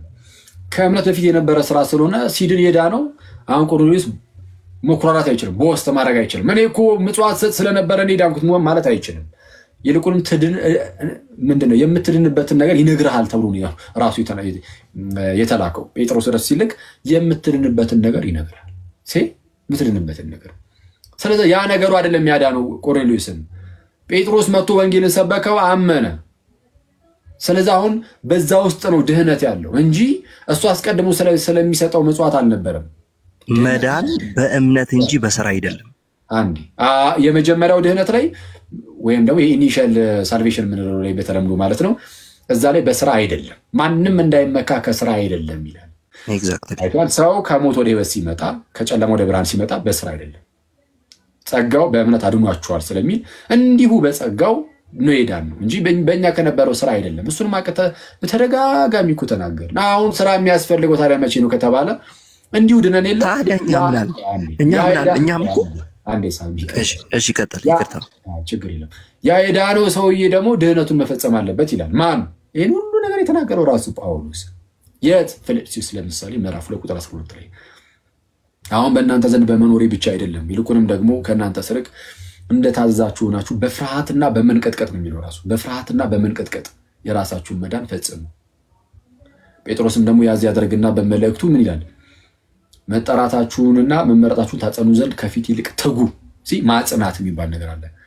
የተጠራን የተመረጠን ሰዎች ያንን ለማጽናት መትጋት፣ ከፊት ይልቅ መትጋት። አለበለዚያ ግን ሊወሰድብን ይችላል። መዳናችሁን ፈጽሙ ተብሏል። ስለዚህ መፈጸም ያለበት ድህነት ከሆነ እንግዲያውስ በበጎ ስራ ሁሉ እየኖርን በብርሃኑ በመመላለስ መልካም ስራን እየሰራን ፍሬን እያፈራን ድህነታችን መፈጸም አለብን። ካልሆነ ግን አንዴ በጊዜው በእኛም ዘንድ ያለ ነገር ነው። ግን አኬ አሁን በጣም ይቅርታ አኬ ድህነት የሚገኘው በልጁ በኢየሱስ ክርስቶስ በማመን ነው። ይህም ደግሞ የእግዚአብሔር በጎ ፍቃድ ነው። በልጁ በኢየሱስ ክርስቶስ እንደን ዘንድ የእግዚአብሔር በጎ ፍቃድ ነው። እንዲህ ይላል ሮሜ 8:29 ላይ እግዚአብሔር ልጁን ይመስሉ ዘንድ በብዙ ወንድሞች መካከል በኩር ይሆን ዘንድ አስቀድሞ ወስኗል። እኛ አሁን ስራን የምንሰራው ልጁን ለመምሰል ወይም ደግሞ ያመነ ሰው ባህሪ እንጂ የመዳን መንገድ ነው ብዬ አላስብም። ስራ አንድ ሰው በኢየሱስ ክርስቶስ ካመነ የግዴታ እሱ የሚመስሉ ክርስቶስ የሚያስመስል የክርስቶስን ማንነት የሚመስል ስራ ከኛ ይጠበቃል። ግን የምንሰራው ያድነናል ብለን ሳይሆን የዳነ ሰው ማንነት የዳነ ሰው ባህሪ ነው። የጽድቅ ስራ ነው እንጂ ያጸድቀናል ብለን ግን አለመስራት ጭራሹን አልችልም አንዴ ከዳንኩኝ ነው። ኖ አይደለም። እሺ ስራ ካልሰራህስ ከዳንክ በኋላ ስራ ካልሰራህስ ድህነትን ታጣዋለህ ወይስ አታጣውም? ስራ ጌታ ኢየሱስ ክርስቶስ ምን አለ? ይሄንን አለ እኮ ኃጢአትን እንኳን ብታደርጉ በሰማይ ዘንድ ትጠበቃላችሁ አለ። ምን ለማለት ነው? ጌታችን ኢየሱስ አይደለም ይሄን ያለው ዮሐንስ ነው። ዮሐንስም ያንን ያለው ደግሞ ኃጢአት ብትሰሩ ግን ንስሐ ከገባችሁ ነው ያለው። ከላይ ከፍ ብለህ ስታነበው ስለ ንስሐ ያወራል። በኃጢአታችሁ ብትናዘዙ ከአመጻችሁ ሊያነጻችሁ የታመነና ጻድቅ ነው ይላል። ከዛን ቀጥል ያደርግና ማንም ሰው ኃጢአትን እንዳያደርግ ልጆቹ ኃጢአትን እንዳታደርጉ ጽፍላችኋለሁ ካለ በኋላ ብታደርጉ ግን ከአብ ዘንድ ጠበቃለን። እርሱም የኃጢአትን ማስተሰሪያ ነው። የኃጢአትን ብቻ ደግሞ አይደለም ማለት ያ ደግሞ ኃጢአት እንጂ ኃጢአት የሰራ ሰው በንስሐ ሲመለስ በክርስቶስ ደም የታጠበ ይሄዳል። አሁን እያልኩ ያለሁት ግን እኔ አሁን ንስሐም ራሱ አሁን አስፈላጊ ሆኗል። ልክ እምነት ብቻ ሳይሆን በህይወት ውስጥ ንስሐም ግዴታ ነው። አሁን ንስሐ ባትገባ አትድንም፣ ድነት አይፈጸምም። ንስሐም ያስፈልጋል። እምነት ብቻ አይደለም። የምን እምነት ብቻ ንስሐ ያስፈልጋል። መልካም ስራ ራሱ ፍሬ ባይኖርህ ለምሳሌ ፍሬን ባታፈራ ትድናለህ አትድንም? እኔ አሁን ፍሬን ባታፈራ ነው ያልኩት። እድናለሁ። እስቲ ፍሬን ባናፈራም እንድናለን የሚል ጥቅስ ካለ ከሌለ ወይ ደግሞ በእኔ የሚያምን ቢሞት እንኳን ሕያው ይሆናል ይላል። ፍሬን ባያፈራ ይላል እዛ ላይ ወንድሜ። በእኔ የሚያምን ነው የሚለው። ግን በእኔ የሚያምን ቢሞት እንኳን ሕያው ይሆናል። ፍሬን ያለ ማፍራት ፈቃድ ሰጥቷል እዛ ላይ። አሁን እኮ ፍሬ የማፍራቱ ጉዳይ እኮ ያመነ ሰው ባህሪ ነው ብያለሁ። ና ላሳየሽ። ዮሐንስ ወንጌል ላይ ይስታውጣልኝ አንዴ። ዮሐንስ ወንጌል ምዕራፍ 15 እውነተኛ የወይን እሺ፣ ቀጥል። ሂድ አውጣ በለው።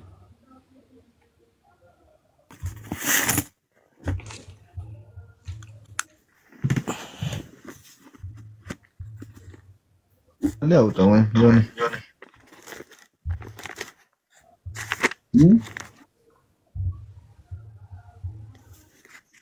አጠገብ ከሌለ ነገር እናወጣለን ይቻላል። እስኪ አንድ ያውጣልኝ። እሺ እንዲህ ይላል። እሺ እኔ ያጥቼላም ብለሽ ዮሐንስ ወንጌል ምዕራፍ 15 ራሱ ጌታችን ኢየሱስ በአንደበቱ ሲናገር እንደዚህ አለ። ፍሬን ባያፈራም ድህነቱን አያጣውም ስላልክ ማለት ነው። እውነተኛ የወይን ግንድ እኔ ነኝ፣ ገበሬውም አባቴ ነው። ፍሬ የማያፈራውን በእኔ ያለውን ቅርንጫፍ በማን ያለውን ቅርንጫፍ አለ ሳም? ቀጥል። በእኔ ሰው በክርስቶስ ለመሆን ምን ማድረግ አለበት?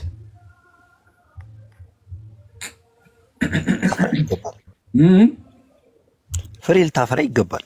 ኖ አይ በክርስቶስ ሆኖ ፍሬ ማፍራት አለበት ሳይሆን ገና ከጅምሩ እንጂ በጌታ ለመሆን ሰው ምን ማድረግ አለበት? ማመን አለበት አይደል? ወይስ ያለ እምነት በክርስቶስ ይሆናል ሰው? ነው በማመን። አዎ በእምነት የጌታ ይሆናል። ስለዚህ ጌታ ኢየሱስ ምን አለ? ፍሬ የማያፈራውን በእኔ ያለውን አለ ቅርንጫፍ። ስለዚህ በክርስቶስ ካለ ያ ቅርንጫፍ አምኗል። ያም ስላመነ ሰው ነው እያወራ ያለው። በእኔ ያለውን ቅርንጫፍ ሁሉ ያስወግደዋል። የሚያስወግደው ቅርንጫፉን ከግንዱ ላይ ነው። ስለዚህ ከክርስቶስ ከተነጠልክ ሞት ነው ያለው። አይ ከክርስቶስ ብንነጠልም ህይወት አለኝ እያልከን ከሆነ ወይ ተነግረናል። ግን ጌታ ኢየሱስ በአንደበቱ ይነገረን ፍሬ የማያፈራውን በእኔ ያለውን ቅርንጫፍ ለምሳሌ አሁን ፍሬን ቢያፈራ ከግንዱ የተነሳ ነው ይታወቃል። ግን ከግንዱ የተነሳ ማፍራት እየቻለ ግን አላፈራም ቢል ባያፈራ ይሄ የቅርንጫፉ ስንፍና ነው። በግንዱ ላይ አናሳብብም። ፍሬን ባለማፍራቱ ምክንያት ግን አባቴ ያስወግደዋል ተብሎ ተነገረ። ስለዚህ ፍሬ ላያፈራ ይችላል። ይሄው ጌታ ኢየሱስ ነው ያለው። በክርስቶስ ሆኖ ሰው ፍሬ ላያፈራ ይችላል። እንደዛ ከሆነ ይወገዳል አለ። ትቀበሏለህ ይህን የጌታን ቃል ሳሚ? አዎ በደንብ እቀበላለሁ። ስለዚህ አንተ ትምህርት ጋር ይጋጫል አይጋጭም? ከማመኔ ጋር አይጋጭም። ከማመንህ ጋር አላልኩም እኔ። ከማመን ጋር ለምን ይጋጫል? አሁን ቅድም ካልከው ጋር ፍሬ ባላፈራም አልቆረጥም ወይም ነው ፍሬ ባላፈራም ድህነቴን አላጣውም ስላልክ ማለት ነው። አንድ ሰው ካመነ በኋላ ፍሬ ሊያፈራ ይገባዋል። እኔ ግን አይደለም ሳሚ ጥያቄ ፍሬ ሳይሆን ፍሬ ሊያፈራ ይገባዋል። ነገር ግን ፍሬ የሚያፈራው ያድን ለመዳን ብሎ አይደለም። እሺ አሁን ባያፈራስ ብዬ ጠየቅኩ። ድጋሚ መጠየቅ አለብኝ የለብኝም መሰለኝና ካለብኝ ልጠይቅና ምናልባት አሻሽለ የምትመልሰው ነገር ካለ ማለት ነው። ፍሬን ባያፈራ ምን ይሆናል ስለ ምንም አይነት ድህነቱ ላይ ምንም የሚመጣው ለውጥ የለም አልከኝ። ጌታችን ኢየሱስ ግን ካላፈራማ ይቆረጣል፣ አባቴ ያስወግደዋል። አሁን ጌታ ኢየሱስን ትሰማለህ ወይስ አስቀድሞ ባለ ትምህርት ትቀጥላለህ? ኦኬ እስማማለሁ። እሺ ሰርተኛል። ጥሩ እና ስራን የምናየው ከዚህ አንጻር ነው ማለት ነው። ናይሽ ቴንክ ዩ ሳሚ። እሺ ጌታ ካንተ ጋር ይሁን። እናመሰግናለን። እሺ የሚገርም ነው። አንዳንድ እኔ ልባም ፕሮቴስታንትም አለምረው እንደዚሁ አይደለም ባይዚ። እሺ አብርሽን ተቀበለው ናቲ። እሺ አብርሽ አለ ቃልት ያሰማልን። አኪዋ አሜን አሜን። አብርሽ ማይክ ላኩለት እስኪ ድንገት አስቸግሮት ከሆነ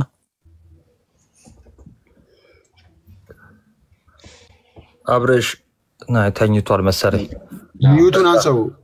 ሚዩት እያወራ ከሆነ ሚዩቱን ያ አይበልጥ ነው ወይ ቀድም ልኮ እንጨርስ በቃ እንጨርሳ መዝሙር ሰምተን እንጨርስ ወይስ እንደዚሁ እንዝጋ? ቆይ ከመጨረሳችን በፊት አኪዋ አንድ ደቂቃ እሺ ቀጥል። ትፈቅድልኛለህ ትላለህ? እሺ ምንድነው ከስር ኮመንት ላይ በተደጋጋሚ ስላየው ነው ማለት ነው። ባይ ዘ ዌይ በተደጋጋሚ ሰው በስራ እንደማይጸድቅ ሐዋርያው ቅዱስ ጳውሎስም እንደገና የሐዋርያት ትምህርት ነው፣ ይሄ ግልጽ ነው። እና እንደዛ ሲባል ግን ምን ማለት ነው?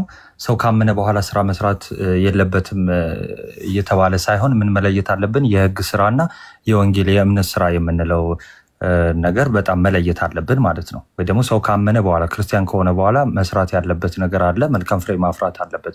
ሁለተኛ ጴጥሮስ ምዕራፍ 1 ስናነብ ራሱ በሙላት ወደ መንግስቱ እንድንገባ የሚሆንልን በሙላት መግባትን ይሰጣቸዋል የተባለው በበጎነት ፍቅር፣ በወንድማማች መዋደድን እግዚአብሔርን በመምሰል ስንኖር ይሆናል ማለት ነው።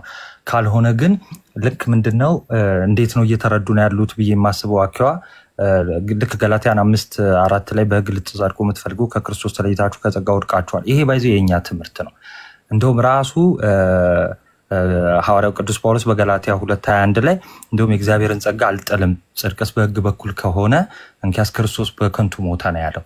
ሰው የህግ ስራ ተብሎ የተነገሩትን እንኳን የህግ ስራ አይደለም ሰው ወደ ክርስትና ወይም ደግሞ ወደ ግንዱ ወደ ቤተክርስቲያን ለመጨመር ሲፈልግ መልካም ስራ ሁሉ አይደለም የመጀመሪያ የሚጠየቀው።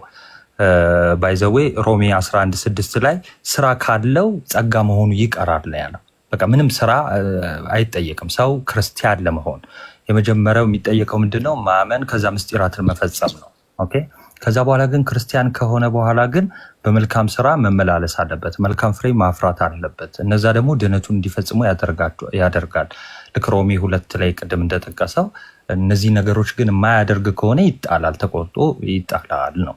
ያንን በጣም መለየት አለብንና ጸጋው ብለን ስንናገር ከሰው ከዳነ በኋላ የኢኒሻል ሳልቬሽኑን የመጀመሪያውን መዳን ካገኘ በኋላ እንደው ስራ ያስፈልግም ወደሚለው ኮንቴክስት ወይ ደግሞ ኢሬዚስቲብል ግሬስ ወደሚለው ደግሞ ኮንቴክስት የሚወስድ ሳይሆን ከኛ ከሆነ ነገር ሳይሆን እንዲያው በጸጋው በሱ ስጦታ፣ ጸጋ ማለት ስጦታ ስለሆነ በስጦታው እንደዳንን ይሄ ዋና የቤተክርስቲያናችን ትምህርት ነው። በደንብ ልብ ማለት ያስፈልገዋል። ቴንክ ዩ። እሺ ቴንክ ዩ ናቱሻ፣ እግዚአብሔር ያክብርልን፣ ቃሉት ያሰማልን።